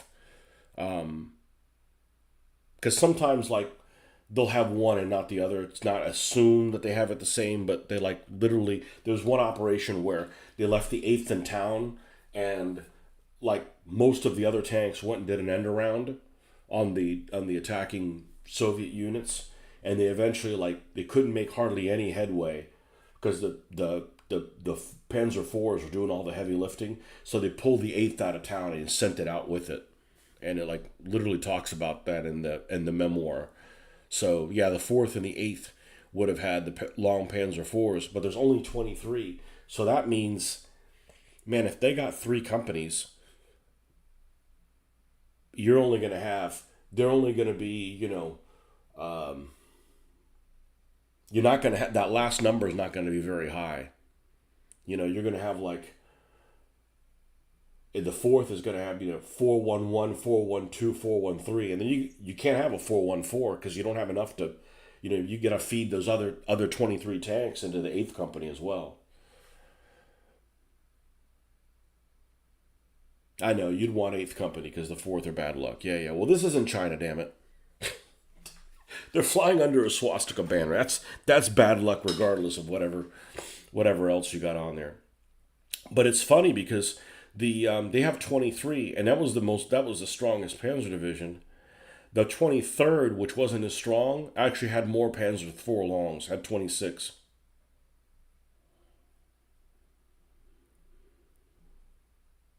So I don't have any Panzer III longs that I'm going to convert for these guys. I just have Panzer IIIs. So we have These three. These three plus the command one.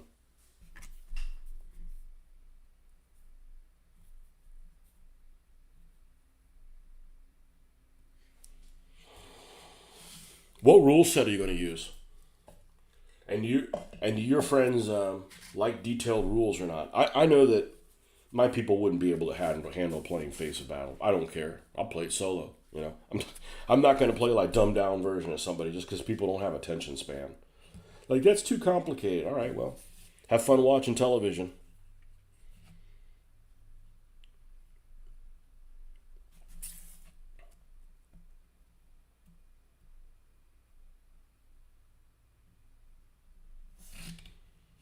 There's that little headlamp. Now, at some point, they decided to move these headlamps from the front angled plate off to the side. I don't know at what time that happened. These came with them on the front. They're going to stay with them on the front. Like, I'm not that picky. You know, just like, oh, these tanks are no good because they don't show the waffle pattern tracks. Yeah, I don't care. It's tracks, you know. Homegrown rules, not as detailed as I'd like, but provides a good narrative. You have a Panzer IV F1 and long barrel Stug 3, probably the opposite main gun for the actual tanks involved. So there was one unit. It was the 228th Stug Battalion. It made it to the front around the 15th of December. Had 42 of them with a long 75. So those are probably Fs. My guess. I don't know if the Stug Gs were out that many. That those were out. So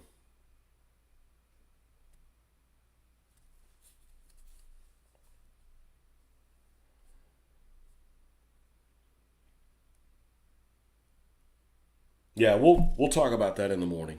We'll talk about that in the morning with maps and show you what I found. It's pretty interesting. It's certainly interesting enough that if you read it, you could probably come up with some good scenarios on your own. I'm probably going to do scenarios that involve either heavy mist or like in the dark. There was a lot of dark fighting. The Germans were not actually fans of fighting in the dark, and they just like realized we're getting outgunned. Outgunned isn't really fair to say it because the Russian gunners weren't as good as the German ones. So like yeah, you could get fired at over 1,000 meters by a T-34, but it doesn't mean they're going to hit you. But if they do hit you, you got problems. But it's nowhere near as unbalancing as like a Tiger and a T-34 against each other. A Panzer III and a T-34 is a lot more even than a Tiger and a T-34. Because at that period, when you have a more experienced crew in a vehicle that's significantly better, that's significantly more overpowering than a more experienced crew in a less powerful vehicle than there's still advantages that the Panzer III had over the T-34, like vision, like visibility, communicating with each other. Even if the T-34 had potentially a better gun, you had issues where the commander couldn't direct the crew. If he did, then nobody was firing the gun, kind of thing. So you still had other handicaps that the Soviet tanks had, even if on paper they looked like they were a significantly better vehicle. Okay, so we've got that done on here. Let's go ahead and paint the ends of the tree trunks. Actually, I'm going to take a bathroom break. I'll be right back in just a moment.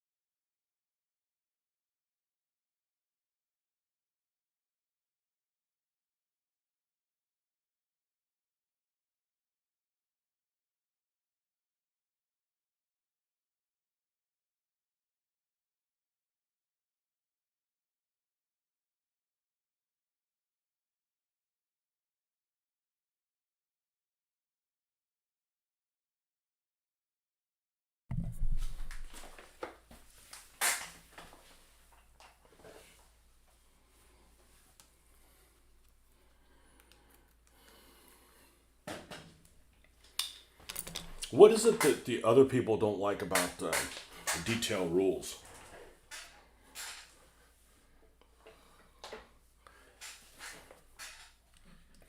Because I can see, like, if you're spending a lot of time trying to figure out hits that don't matter, that's a problem. But once you get, like, a hit on a tank, however slow it takes for it to happen to resolve it, I don't think is that boring. It is boring when you're, like, rolling a lot of dice and, like, nothing's getting hit.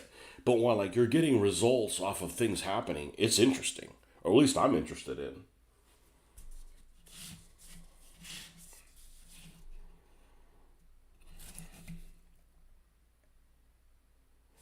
All right, the trunk. All right, we had our little custom color that we mixed here, which involved black and this, whatever color this was, parasite brown or something like that. I'm gonna add a little bit of white to it. And maybe not so much.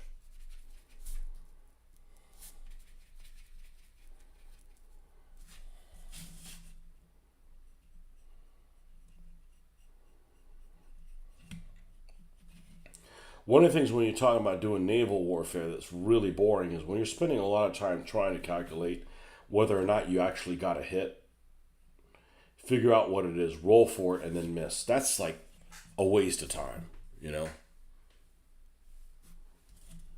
So there was this one set of rules that wasn't really finished and is available on free war games or something like that.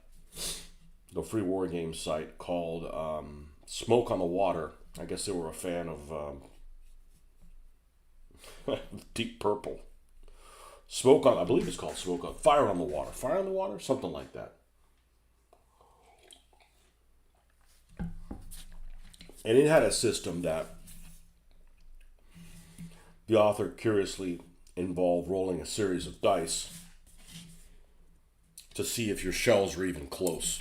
And if they are, then you look at the... So what I did is I came up with a method in a little box. I came across the box the other day, but we had dice and they were set up in a certain order. You just shake the whole thing and put it down and start reading the dice left to right. And as long as, it was as long as you passed, you kept reading the other dice. So if the first dice, if the shell grouping, if it was really low, you could, you knew if you were a long range and needed to roll a 1 or 2. If you rolled anything else on the first die, you didn't even look at anything else. And then if you did, you would just follow the trajectory of the rest of the things. And it was kind of cool. Now, it did run the problem of, you might really get a good roll towards the end and you don't get to use it because the spotting round didn't even, the shells didn't land on target at the beginning. You weren't bracketing the ship, Only one of the 3 people understand World War II arms well. Oh, man. They all have good appreciation of the history through which I like. Biggest issue is time. Yeah, I might have to do it in a time where you can, leave it set up or something. I don't know.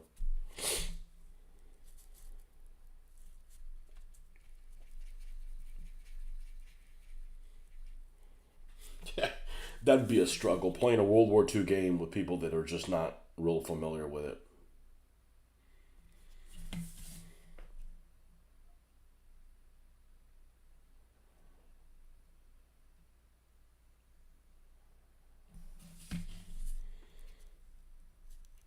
And what I mean by it is they give you an organization, all right, you have this, you have an infantry battalion and and some anti-tank guns or whatever, and then this other force comes in of whatever, and you can't quickly analyze okay, we're fucked, or we need to, there's no way we can fight these guys, or maybe we can fight them, but we have to do it this way. That kind of understanding really quick.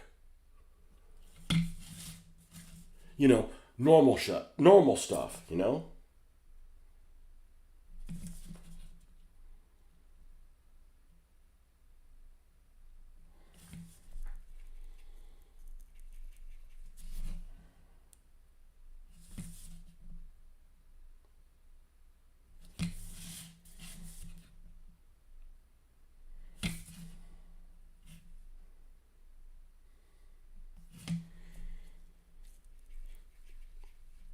Quick appreciation of the capabilities of the different weapon systems kind of thing.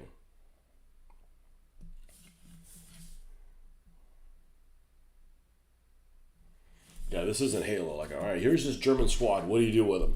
All right, well, we're gonna set this guy up to put suppressing fire and then leapfrog, and if you don't know how to do that stuff, I'd be like, you can't teach that. Like, dude, I've got all this. I got 40 years of like I already know how to do this built in me. Oh, that's true. Well, those guys that don't know what the hell they're doing, they got to play like Russians or something. They got they got to play the green troops. Whoever the green troops in the scenario, that's who they have to play. Like when I'm playing naval games, right? I'm playing this game with War Thunder with Don. I know all my ship silhouettes, right? I mean, I can look at a ship silhouette. I'm like, oh, that's a Fletcher class destroyer. That's a tribal class destroyer, whatever. So you already know kind of what their capabilities are, what they're good at, what you need to avoid, just by recognizing. Same thing with like tank silhouettes, that kind of stuff. You can teach that, but it's going to take a while.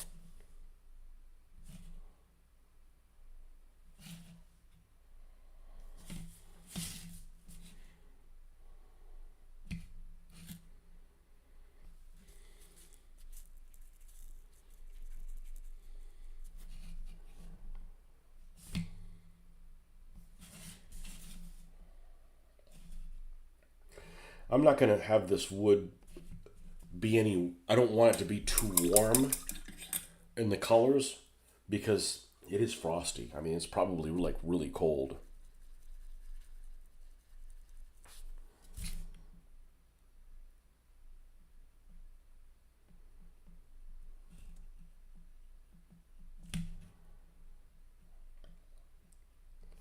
You know, that kind of stuff is really handy if like you play something like Close Combat for the first time, or I played the V for Victory series of World War II games for the first time. I had this one guy that I knew was like, I got this new computer game. It's like 1995, 1996, something like that. I'm like, I want you to try it out. And like, I never played this game before. And I'm like, I whooped his ass because I already knew what to do. I just don't know what the pull downs are for it. Like, I know the World War II weapon systems. Not that one guy, it's like, hey, let's send tanks through a town. I'm like, what's wrong with you? That's why I can't play things like World of Tanks or the tanks in War Thunder. It's like the battlefield is devoid of infantry. Like, well, that allows you to just do some ridiculous things you wouldn't do on a normal basis every day.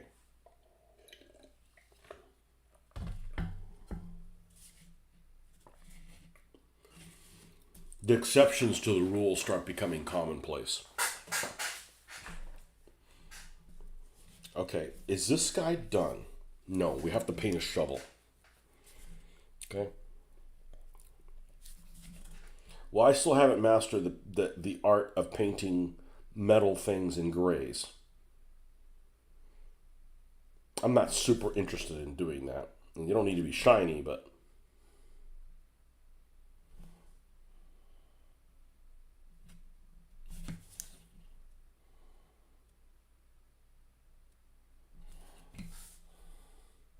in Soviet Russia, shovel digs you.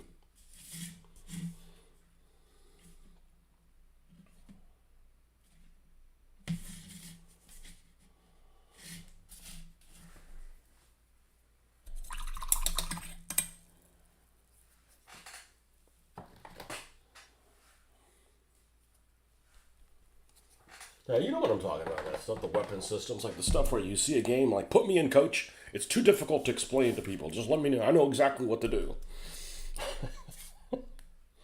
Now, in some games, it becomes really difficult. Like, what's that game that they used to play and they gave up playing it? Rapid Fire. Because of the whole, like, the structure of the game turn is critical. Like, you know what to do, but because the game turn ends at a hard stop, you need to make sure that if you want to fire in the next phase, you don't do this or you don't do the other kind of thing.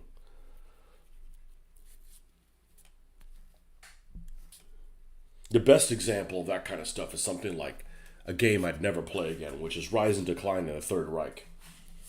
The whole burps thing. The whole purpose of that game, it's a strategic game, And the whole underlying thing behind it is you want to basically go twice in a turn, and there's a way to do that, to structure it so that, if you have this many left over, you'll go last and then go again first in the next turn. So you can hit that double thing. And I never played it enough to figure out how it is. And it's not the type of game that I gravitate towards anyways. I don't really like strategic type games. They don't provide a good narrative. They don't provide a narrative that I'm interested in hearing about. But a buddy of mine used to love that game. You got to structure your burps so that they give you basically a double whammy. And towards the beginning of the game, so you can make some headroom. If the battle's already lost and then you go twice, well, who cares then? But to get that advantage. So then now it becomes more like, do you know the game system? More of a do you know the actual weapon systems?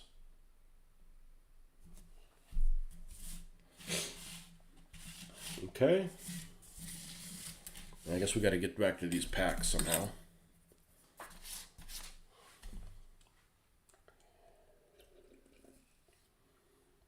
I want to do the rusty bits, man. That's where these things really start coming alive.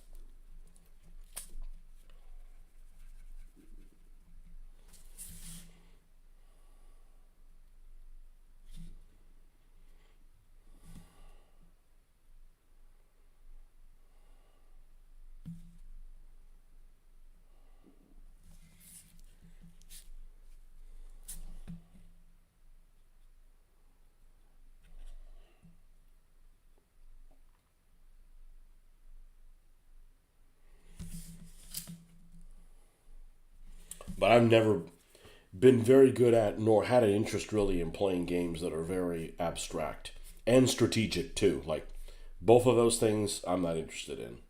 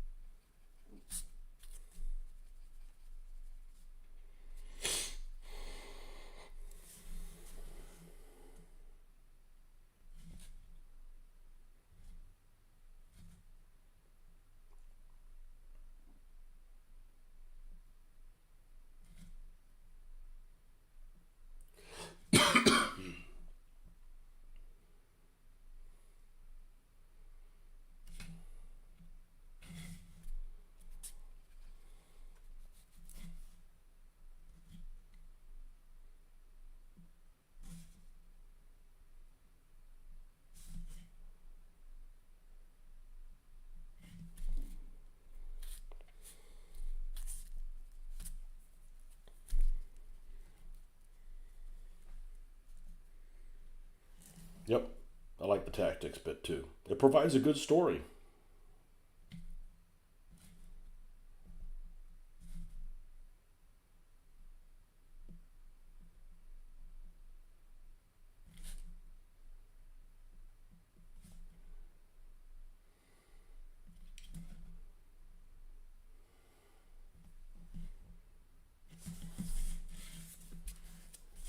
There we go.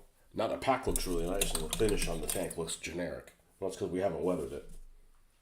All right, let's do the other tack. The other pack that's in U.S. olive drab, something like that. What color is it? Oh, it's brown violet. Ooh, which is a really good color for the overcoats for the Soviets.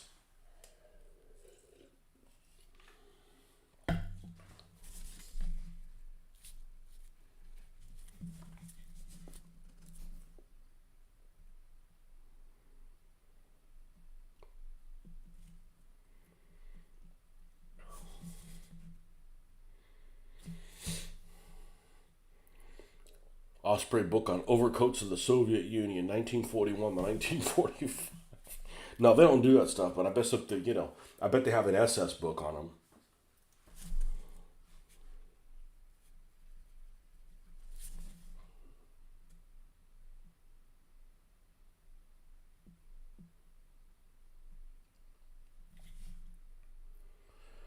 I think I have some winter troops for the Germans.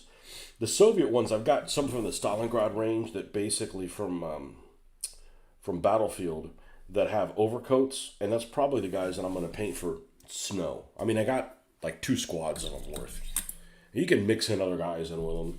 You don't really need to put like snow bases because especially for this, like there wasn't that much snow on the ground. Yeah, I just didn't want them to use like green vehicles.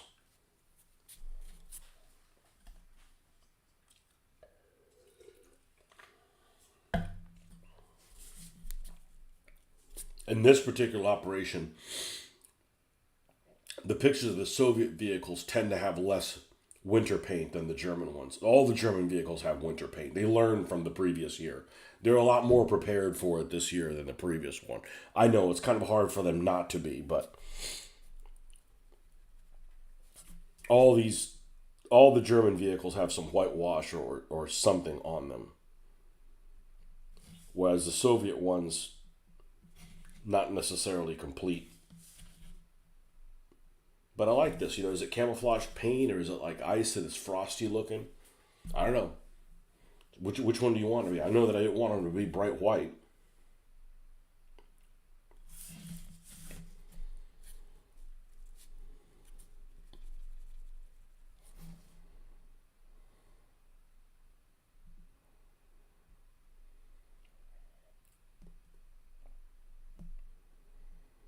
Now these are green stuff moldings of the same pack from the Eschi model. And they look different from each other because when I pulled them out, I specifically dented one a little bit more than the other so it wouldn't look like they were folded exactly the same way. You're still laughing at Osprey bed sheets of the Wehrmacht complete with full page color plates. Wait, why are these pages just white?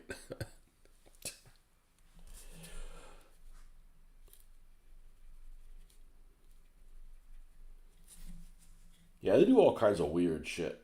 That's like,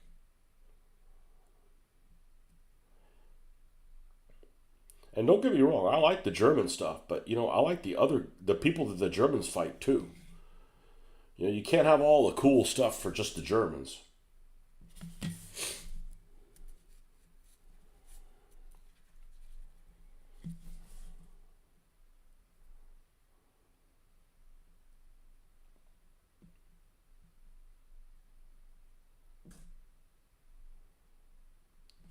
I actually went to what's his name's Chad's site, and we just wanted to make sure that Ron did not make a casting for a Panzer IV-G. They don't, but they make an L with it with the Ostketten, but vinyl just won't have Ostketten. That's fine. Okay, that's where we're gonna stop that at. That's done. Let's do some drippings now. Let's do some drippings. It's the part where it really starts to come alive here.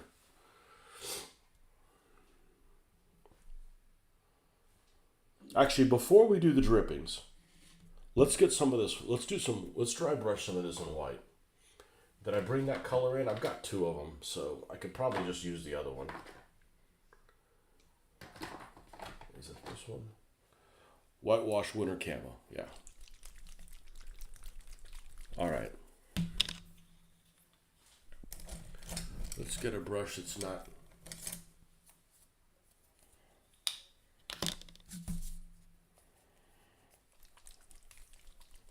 Actually, before I do that, we've got this here. Problem is I want to use this brush. All right, let's use this brush for this. Let's do the running gear.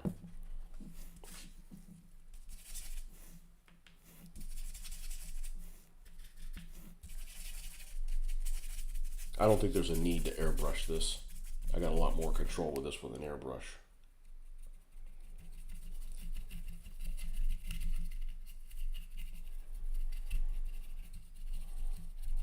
Well, what are you doing? Yeah. This is what we did last time. We were pretty happy with the results.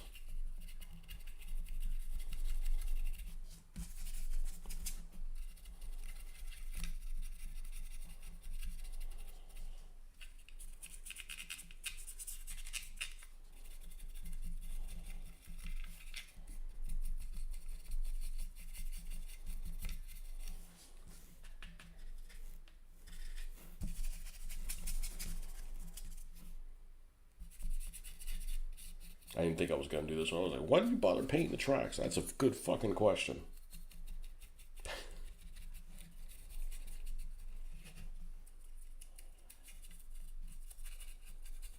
That's a good fucking question.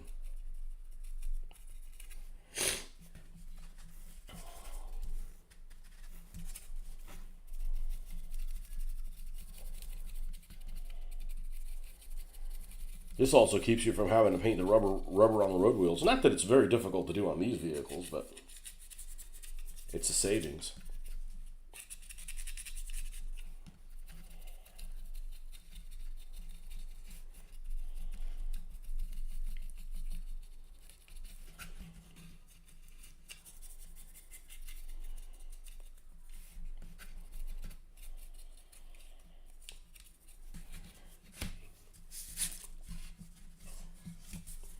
Yeah, that's.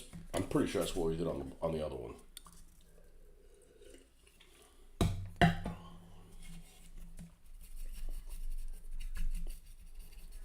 Now we're not looking at all that pristine looking. We'll do the same thing over here.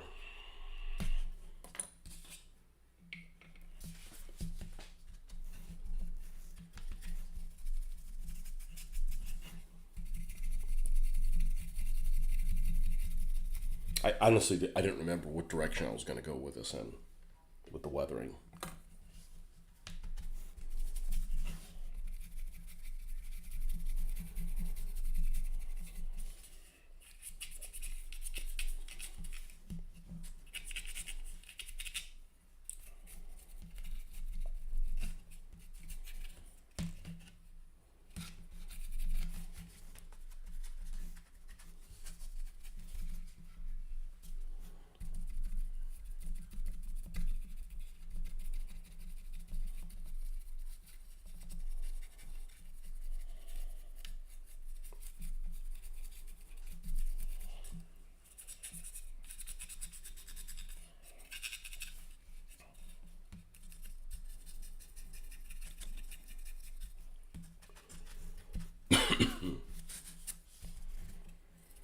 Well, I'm glad I decided to start cutting up some of these cardboard boxes and using it this, because I basically ran out of cardboard.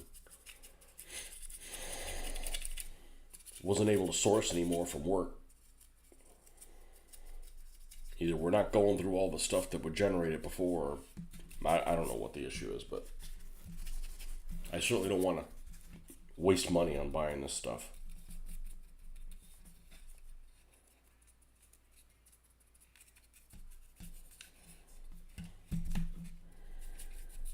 Obviously, this is just kind of slopped on, but the rest of it won't be slopped on. This is just kind of get that initial stage on it.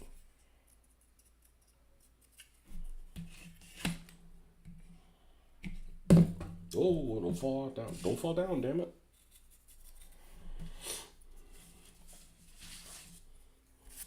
Okay.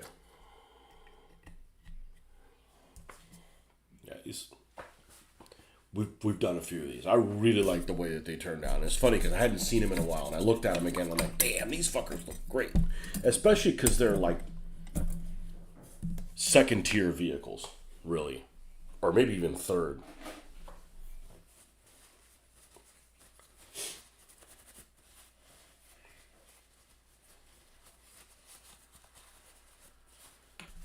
Tony is cheap ass brushes.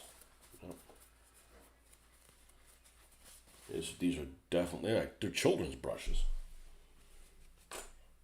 Been commandeered from kids. So we got some of this whitewash. Probably should use white paint, but it is white paint. I'm just using this white paint.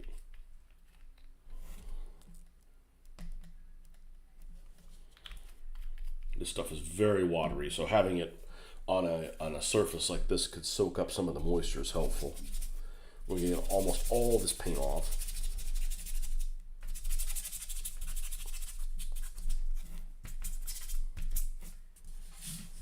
And then we're going to just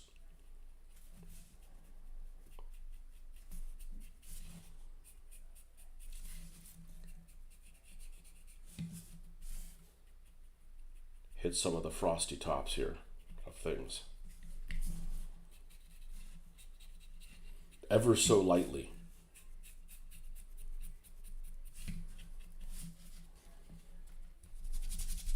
And I really like dry brushing. But I feel like it's something that a lot of people just don't do really well, and I think it's because they try to rush the process.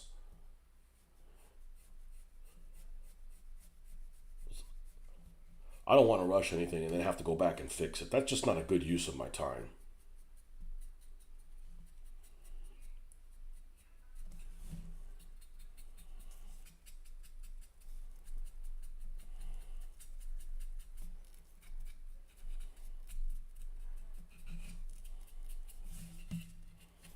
All right, now down here, I know that we have mud, but there's some snow and stuff that, and this works just fine for that. Just to highlight this stuff on here. Hey, it's not the right pattern tracks. Who cares? It tracks.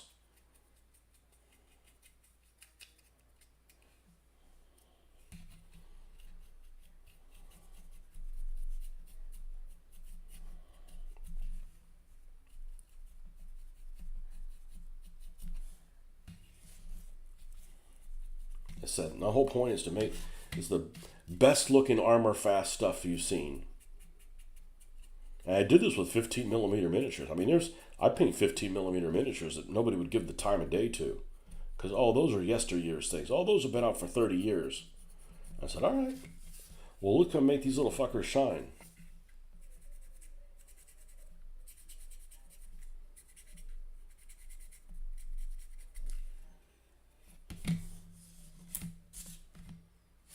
Yeah, yeah, buddy.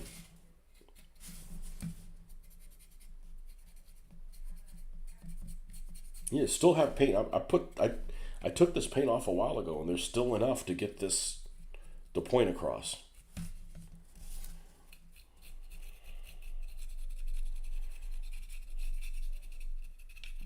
And this could just be like it's mud, but it got frosty, and yet it turned white a little bit. You know,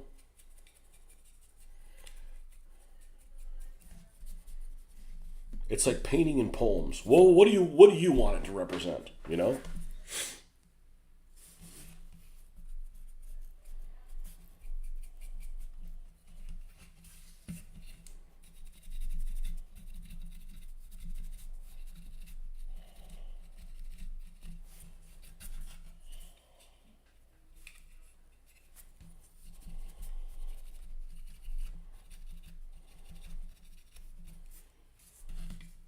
Probably not much on the turret.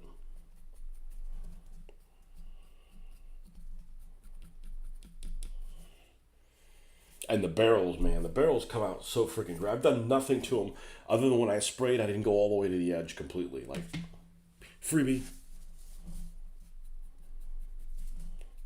I didn't do it necessarily I didn't start doing it that way necessarily to save time. It was just kind of like a free thing. Like, oh, and you can save time doing it this way too. I'm like, oh, okay, well, that's good.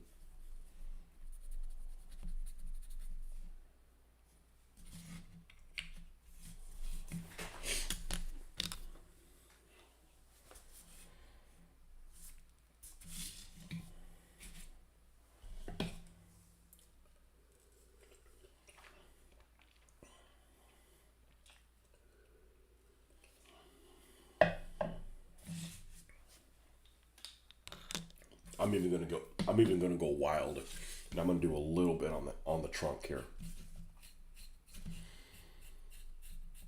I mean, I took this paint off a while ago, and there's still enough makeup on the brush, so to speak. That looks fucking great, and I haven't even done the drippings yet.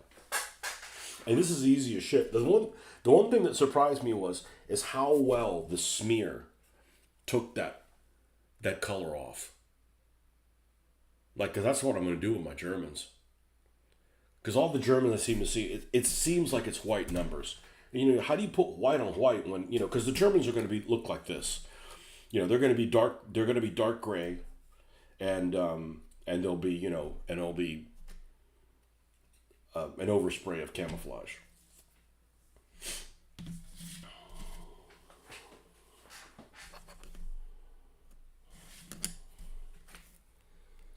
this is the,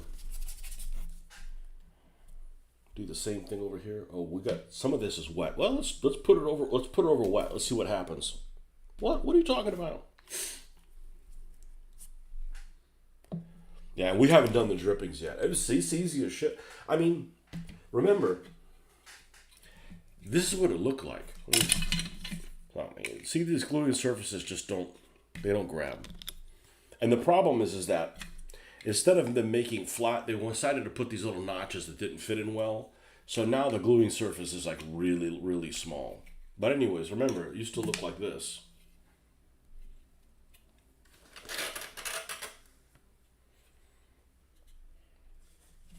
And now it's looking like this. Adding those extra parts and stuff. And we're not done yet. You know, and it's real basic. I mean, you've only got hand-painted numbers, and there's only 2 numbers. I mean, there's not a whole lot of, we still got to do a little shovel and stuff like that, you know, but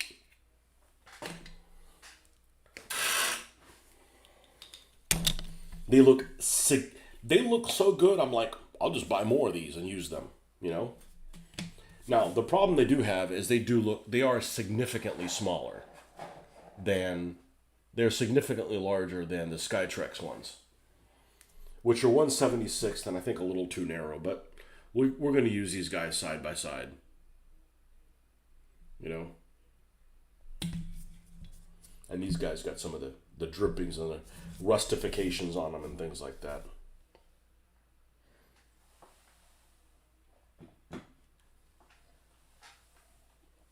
This is what looks amazing. These asshole trucks. These were literally a piece of... Oh, it's already coming off. Hot glue gun's coming across. I clipped something and pulling it out. But they had no undercarriage at all. Like, even I can't deal with that. You could see it, and they just wanted you to put this tire just bouncing on top of it with nothing underneath. Like, that's not the profile of the vehicle. We'll have to glue this back. Maybe we can do that right now.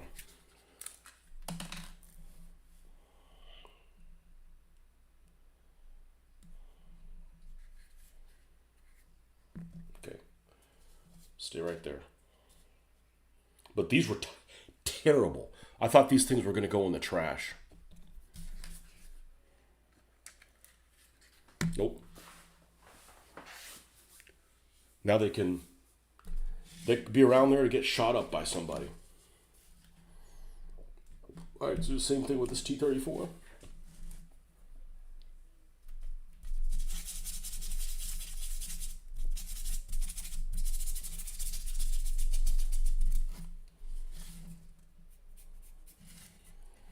You know, you got to be careful so you don't undo anything that you were painstakingly doing. And then, you know, it's not like you can't fix it, but that's just not a very good use of your time.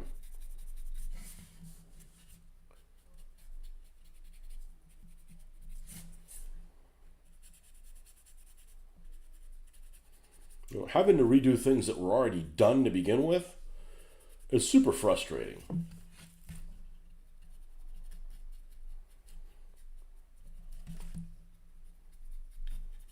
You know, there's different edges of the brush you can use when you're dry brushing. It's not just like all we can do is from the top. I mean, there's some finessing we can do.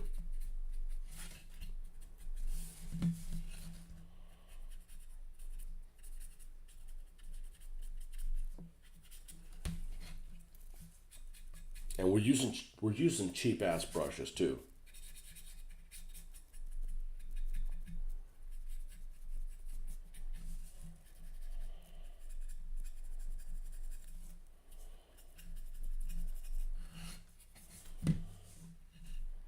I think this side's dry enough. There we go.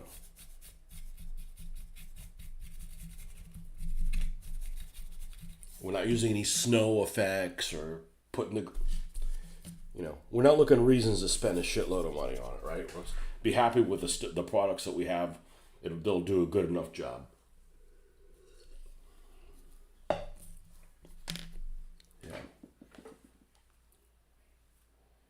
It's hard to believe these things are armor fast. That's why I don't mind buying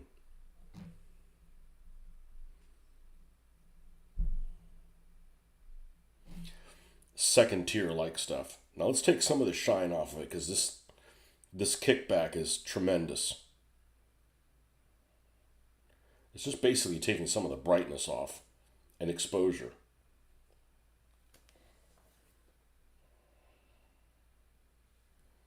And this is without the drippings.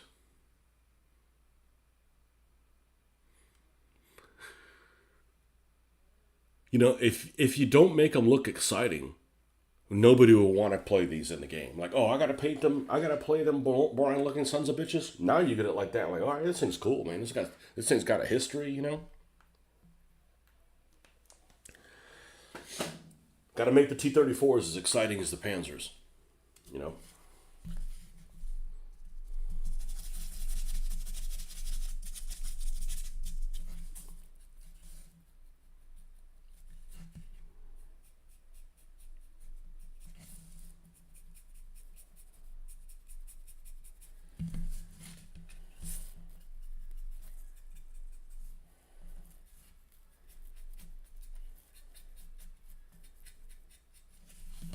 Now over this track that's here, we'll go lightly so it looked like it moved on me.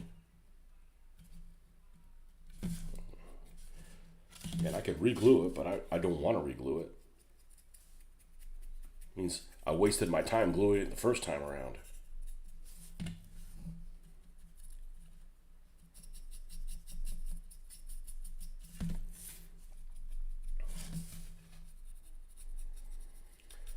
So I went to that show that the guy was doing the seminar, Mig Jimenez. Like, oh man, maybe I'm doing something wrong. I'm like, I got like no benefit from that. I don't need to buy all these expensive products. You know, I like buying things that are sourced locally. You know, it's got nothing to do with supporting small business, although that doesn't help. That doesn't hurt. But it's just like I need more of this paint. I can just go to the store and get it.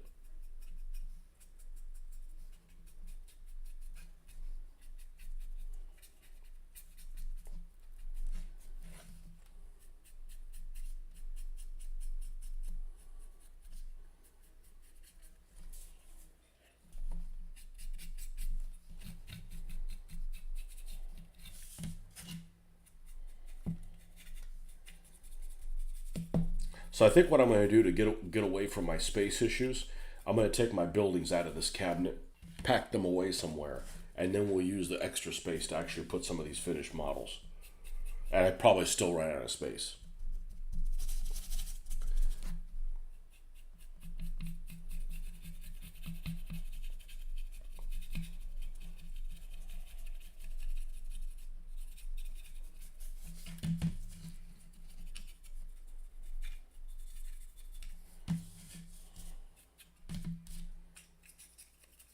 You know, and once you've got this modulation, which the only reason I did it is just because it's just easier to paint. Not that, but you know, you get some free extra detail on here by doing it that way. Let's put a little bit more of this. Then you can come in and like actually put like a couple little brush strokes, like you know somebody came in and you know put a little smear of white in different places just to give them all personality, so they don't look all uniform like they came out of the factory this way.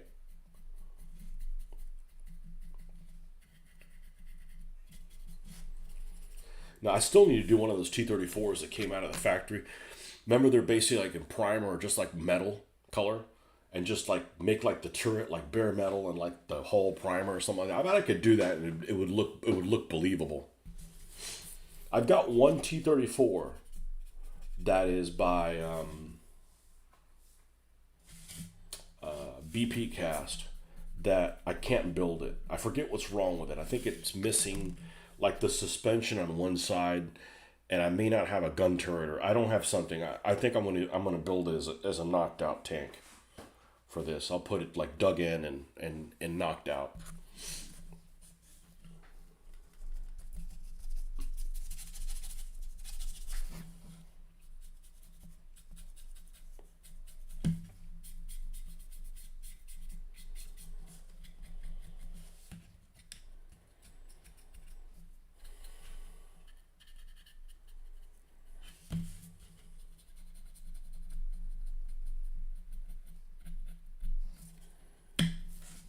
You can come in with like a little bit of this Shit, the white disappeared again. You come in with something like this. Take almost all of it off. Even if it's a little watery, it's okay. Come in and like touch up these rivets. Oh, it's really watery.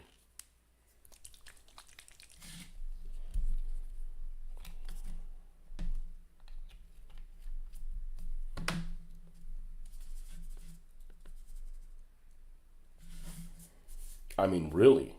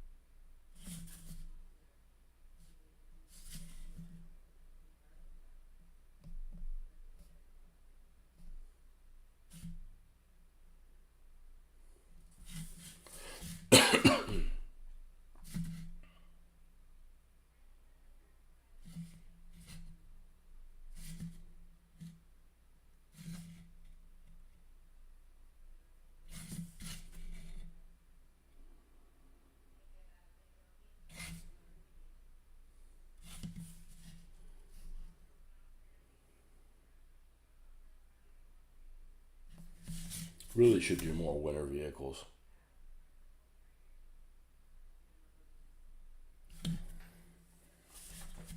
And finish working on that winter mat. I got like a 9x9 piece of felt that's like, it's a little bit more red than this color, but it's like, actually, this would be a really good base color for like a felt mat. This particular color right here, because this is about what the groundwork looks like in that area. And then just and then airbrush on top of it. I've done some of it, but man, that takes a long time.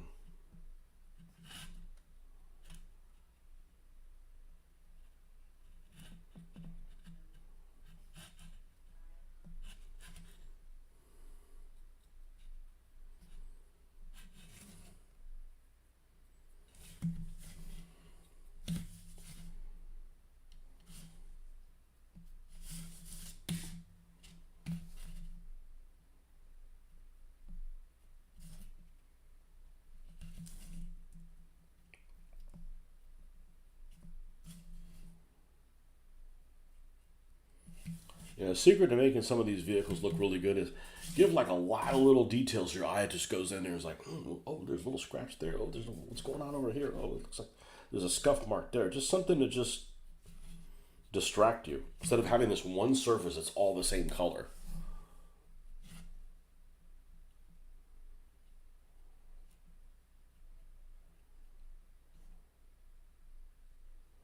You know, look at the artwork. Look at the artwork that inspires you, that you like how it looks.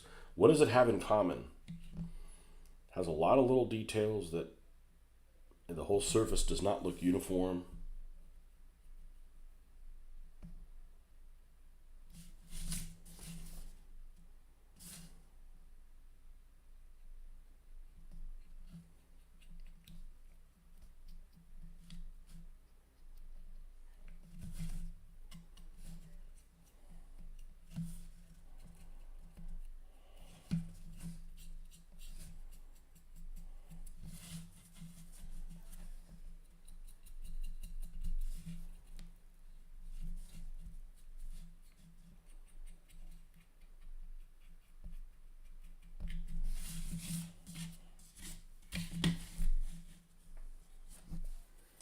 All right, it's drippings time.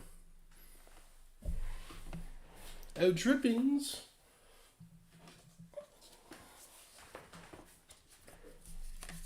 And that's why I want to play a game that has decent detail, because you go through all this effort to paint it, and it looks really cool, and it's like, okay, odd or even. It's like you're pitching pennies to see if you knock the tank out. Like, come on, man. Like it, we put some effort into making this thing look interesting. Like let it last a little while. Let it matter which way the turret is turning.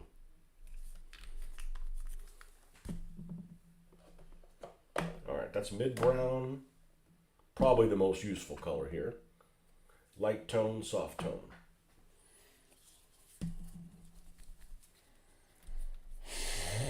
Now this is where we kind of have to do some make-believe, okay? You have these little lines across here, which basically represent grab hands, but they're really only connected in the ends. So I don't want to put drippings off them in the middle because they're not supposed to be there. They're not supposed to be solid. They really should be, attached here at the end, then they're away from the hole, and then they go back. So that's what we're going to do is we're going to paint them like that's your rust points on the ends. Again, not worth converting them, removing them, and like putting using staples, which I guess you could do, but then you'd have to worry about the staple being the right length, and we don't have time for that, right? But some people may want to do that. I just choose not to do that. That's just that's a bit much. Let's come up with our blend here.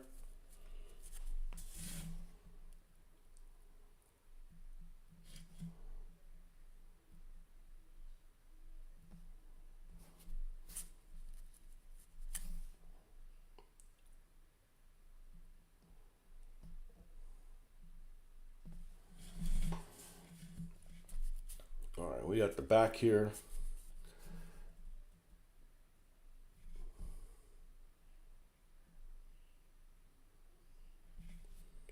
Rustification here.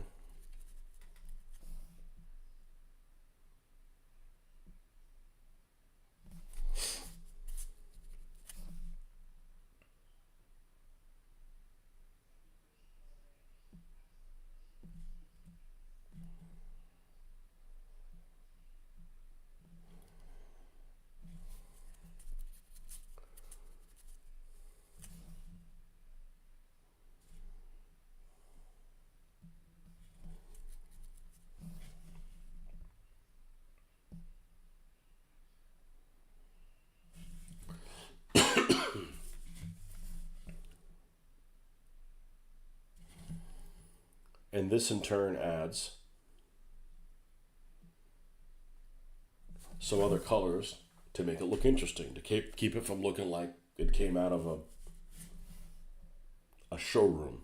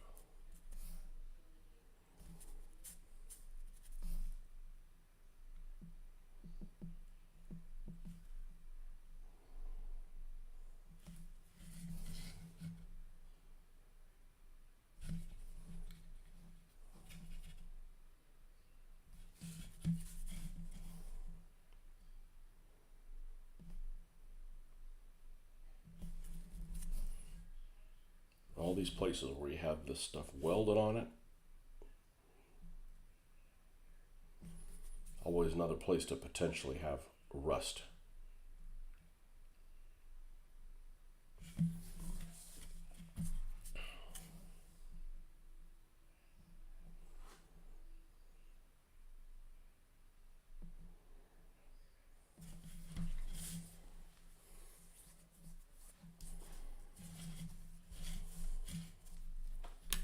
I use the little boy's room again and get more tea. Be right back.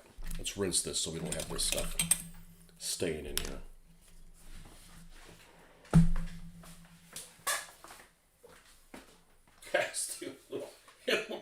Fucking amazing. Amazing, considering what it is. I mean, considering it was this. But really, if I didn't add any stuff to this, you could still make that look amazing.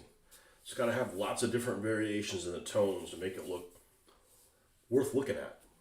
Be right back.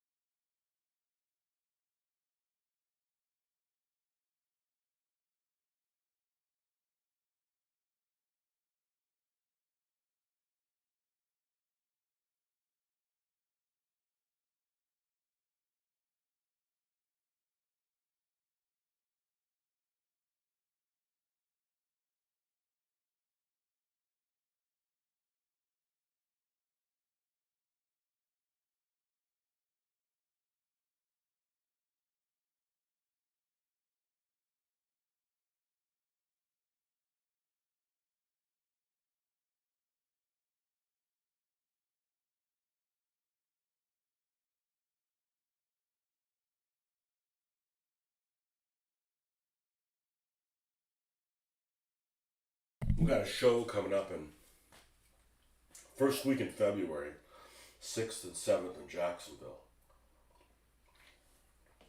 IPMS show. I don't think I'm going to go to it. You know, buy stuff like, just need to enjoy the stuff that I already have.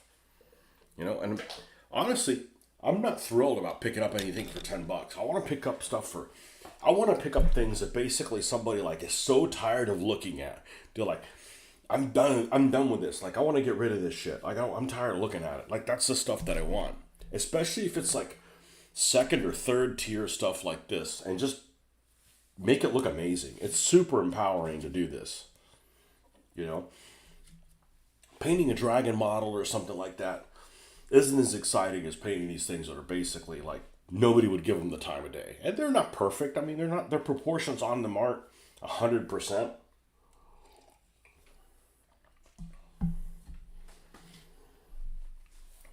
But man, they look sweet. And it's easy to make the German stuff look really cool, because the German stuff does look really cool. But when you take something like especially like Sherman's, like you can make Sherman's like really interesting looking.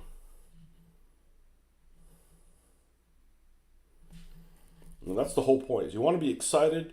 Like if somebody hands you this, like, what am I playing? Or you're playing this tank. You're like, whoa, that tank looks cool, you know? Yeah, the tanks are looking better than I thought they were going to look. This, you know.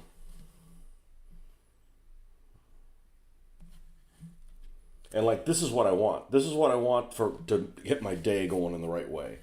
Not that I'm going to have a bad day. I'm just saying that that's why I do this first thing in the morning. So we have a good start to this.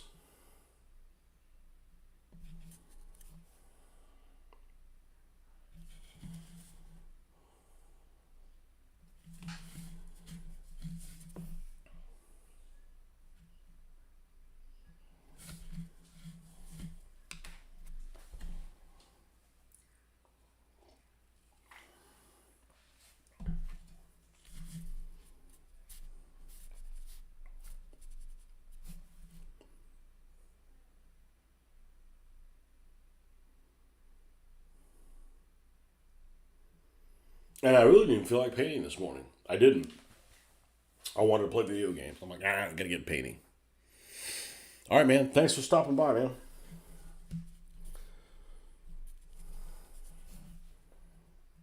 Happy Saturday. Nobody ever says happy Saturday. It's just assumed.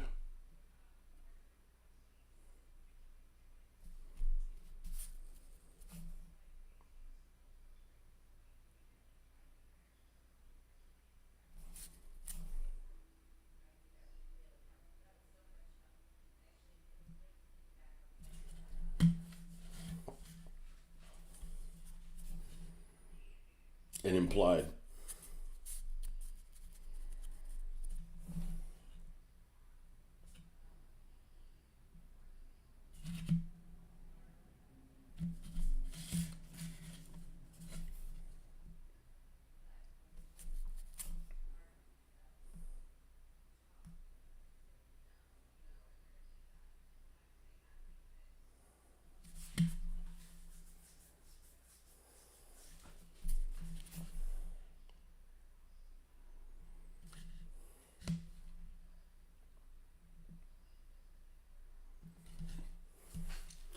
All right, do we want to add any more to that? Yeah, let's add a little bit here.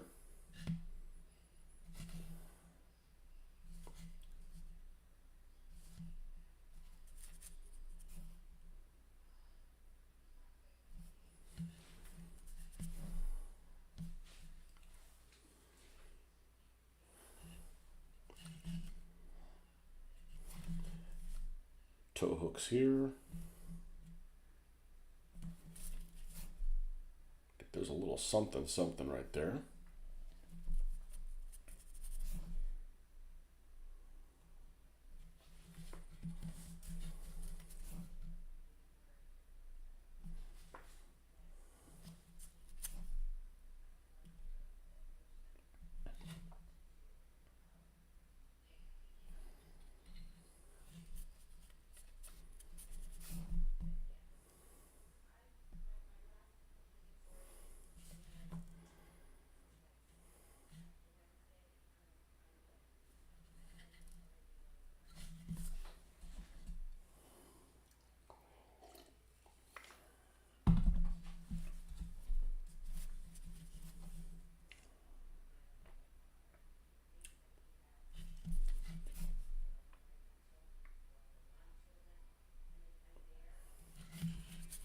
And I mean, this is a great product. It thins so well with water. I don't know why, but it just like it doesn't break down. Some things when you thin them with water, they just like the pigments just disappear, right? Like the pigments retain really well with this stuff. And it's available locally. Unfortunately, you decided to do that whole, hey, we're going to call this color this now. I'm like, great. Now I don't know what, now I don't know what is what.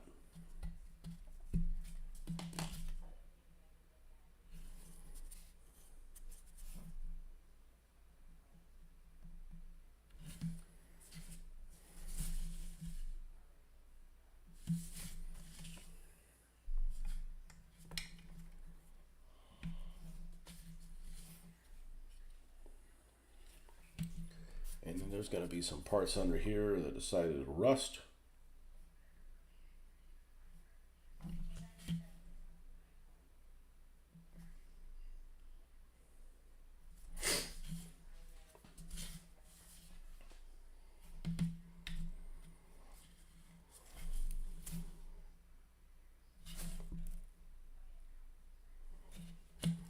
And I just find this really relaxing. Cut it, running a liner brush through like the gaps and stuff. It's just really satisfying. It's calming.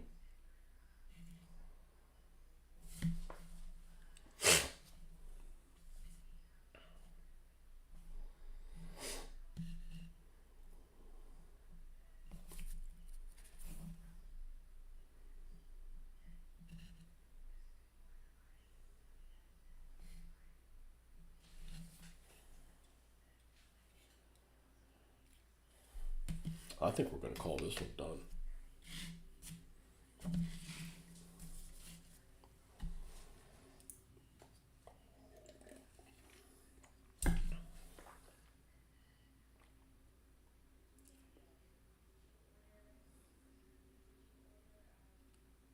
And you could do stuff like, okay, well, there's not really a gap here, but maybe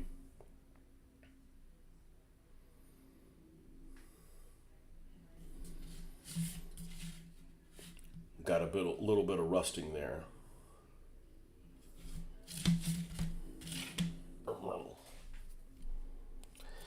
Using knobby tires on asphalt, like.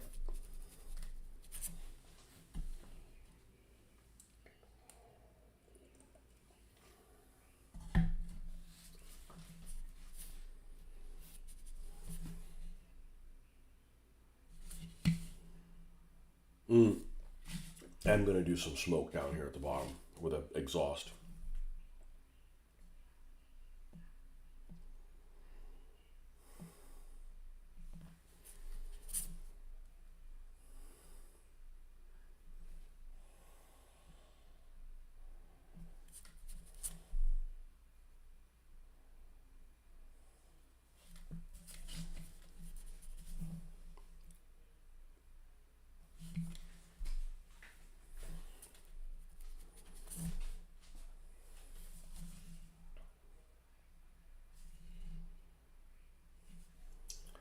And also, if you run your black lining through the gap, and then come in and then run rust over it, now the rust that's on this edges ends up standing out a little bit more as well for that little bit of added contrast.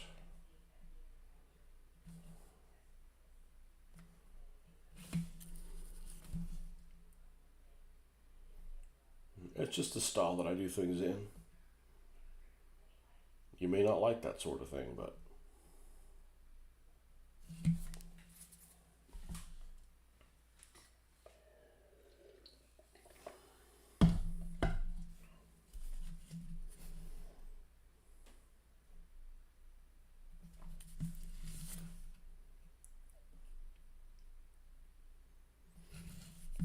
I don't know that I'm going to take one of my KVs and turn it into a flamethrower KV.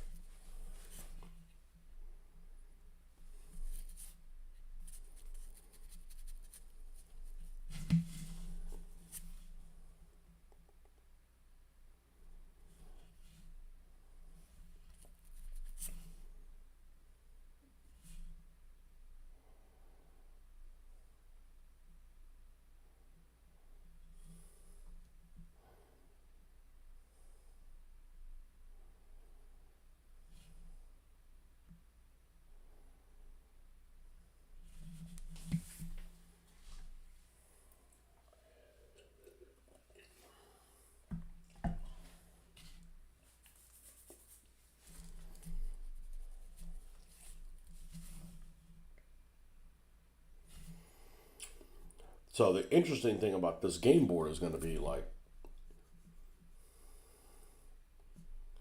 we're going to need to raise everything, which wouldn't be that hard to do, with pieces of styrofoam. So basically, you have your table ledge, and you're going to have pieces of styrofoam. They could be, they could be an inch. An inch is fine. Yeah, and then some places more than.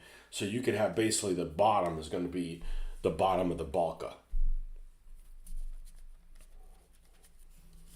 I definitely see scenarios that involve balkas as an important thing. Scenarios, vignettes. We're not doing scenarios. We're doing vignettes. We're going forward with the idea of doing vignettes. You know.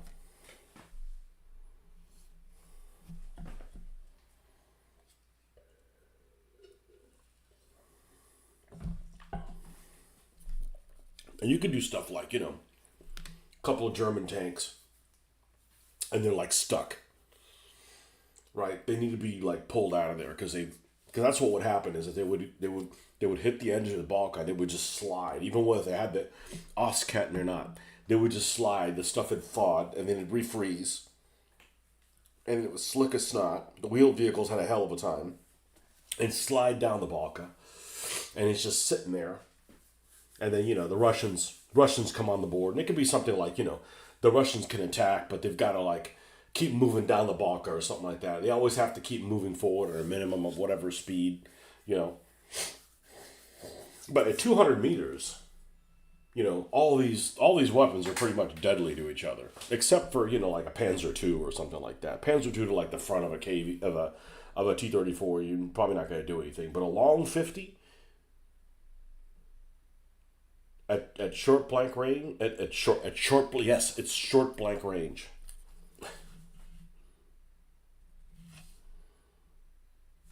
Pretty nasty. I don't like the idea of doing night snares only for one reason. What you guys see on film, or what you see if you're playing it, is not really what is going on because obviously it would be really dark, right? So again, you have to squint your brain to kind of see what's going on.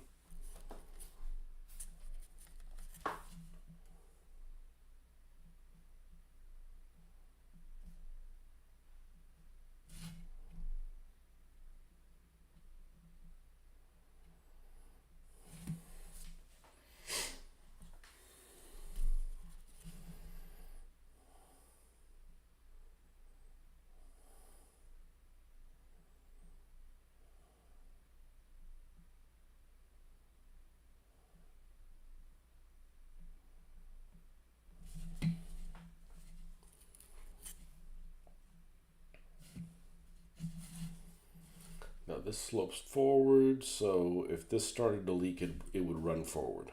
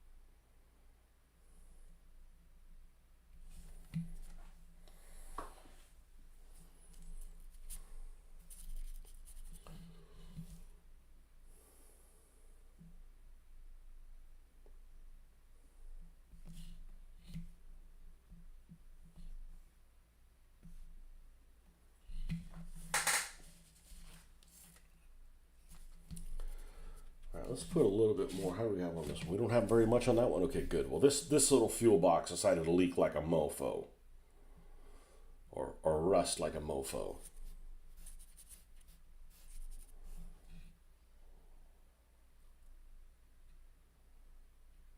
I don't know how the hell you're supposed to get the fuel out of there. I'm pretty sure they're not attached in there. It's just standing there. I honestly don't know.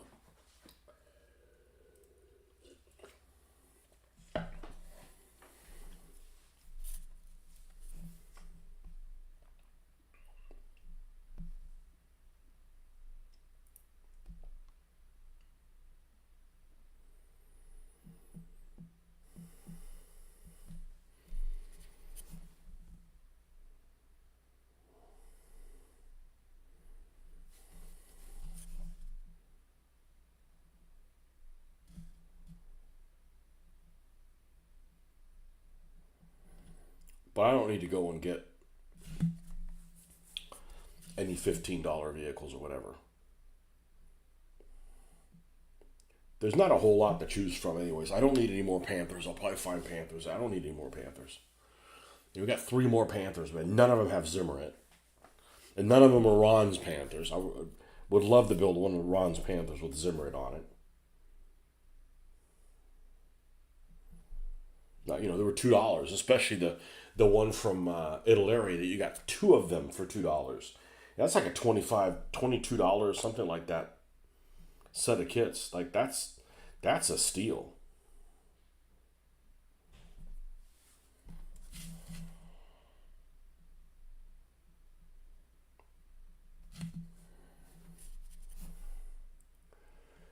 So we had a rusty spot here and it went over the 13. That's why it's not lucky.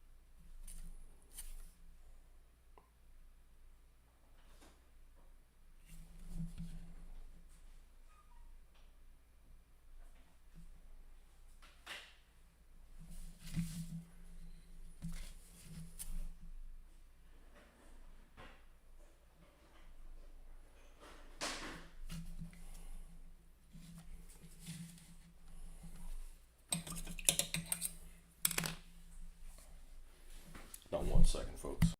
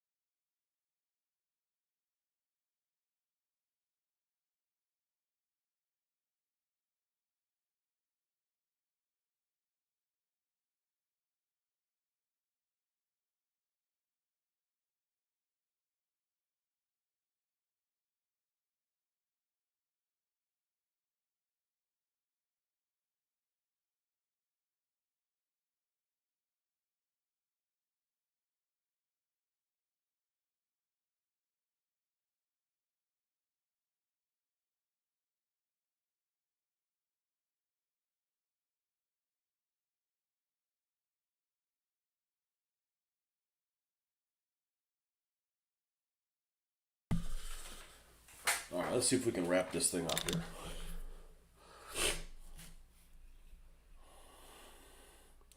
This side looks good.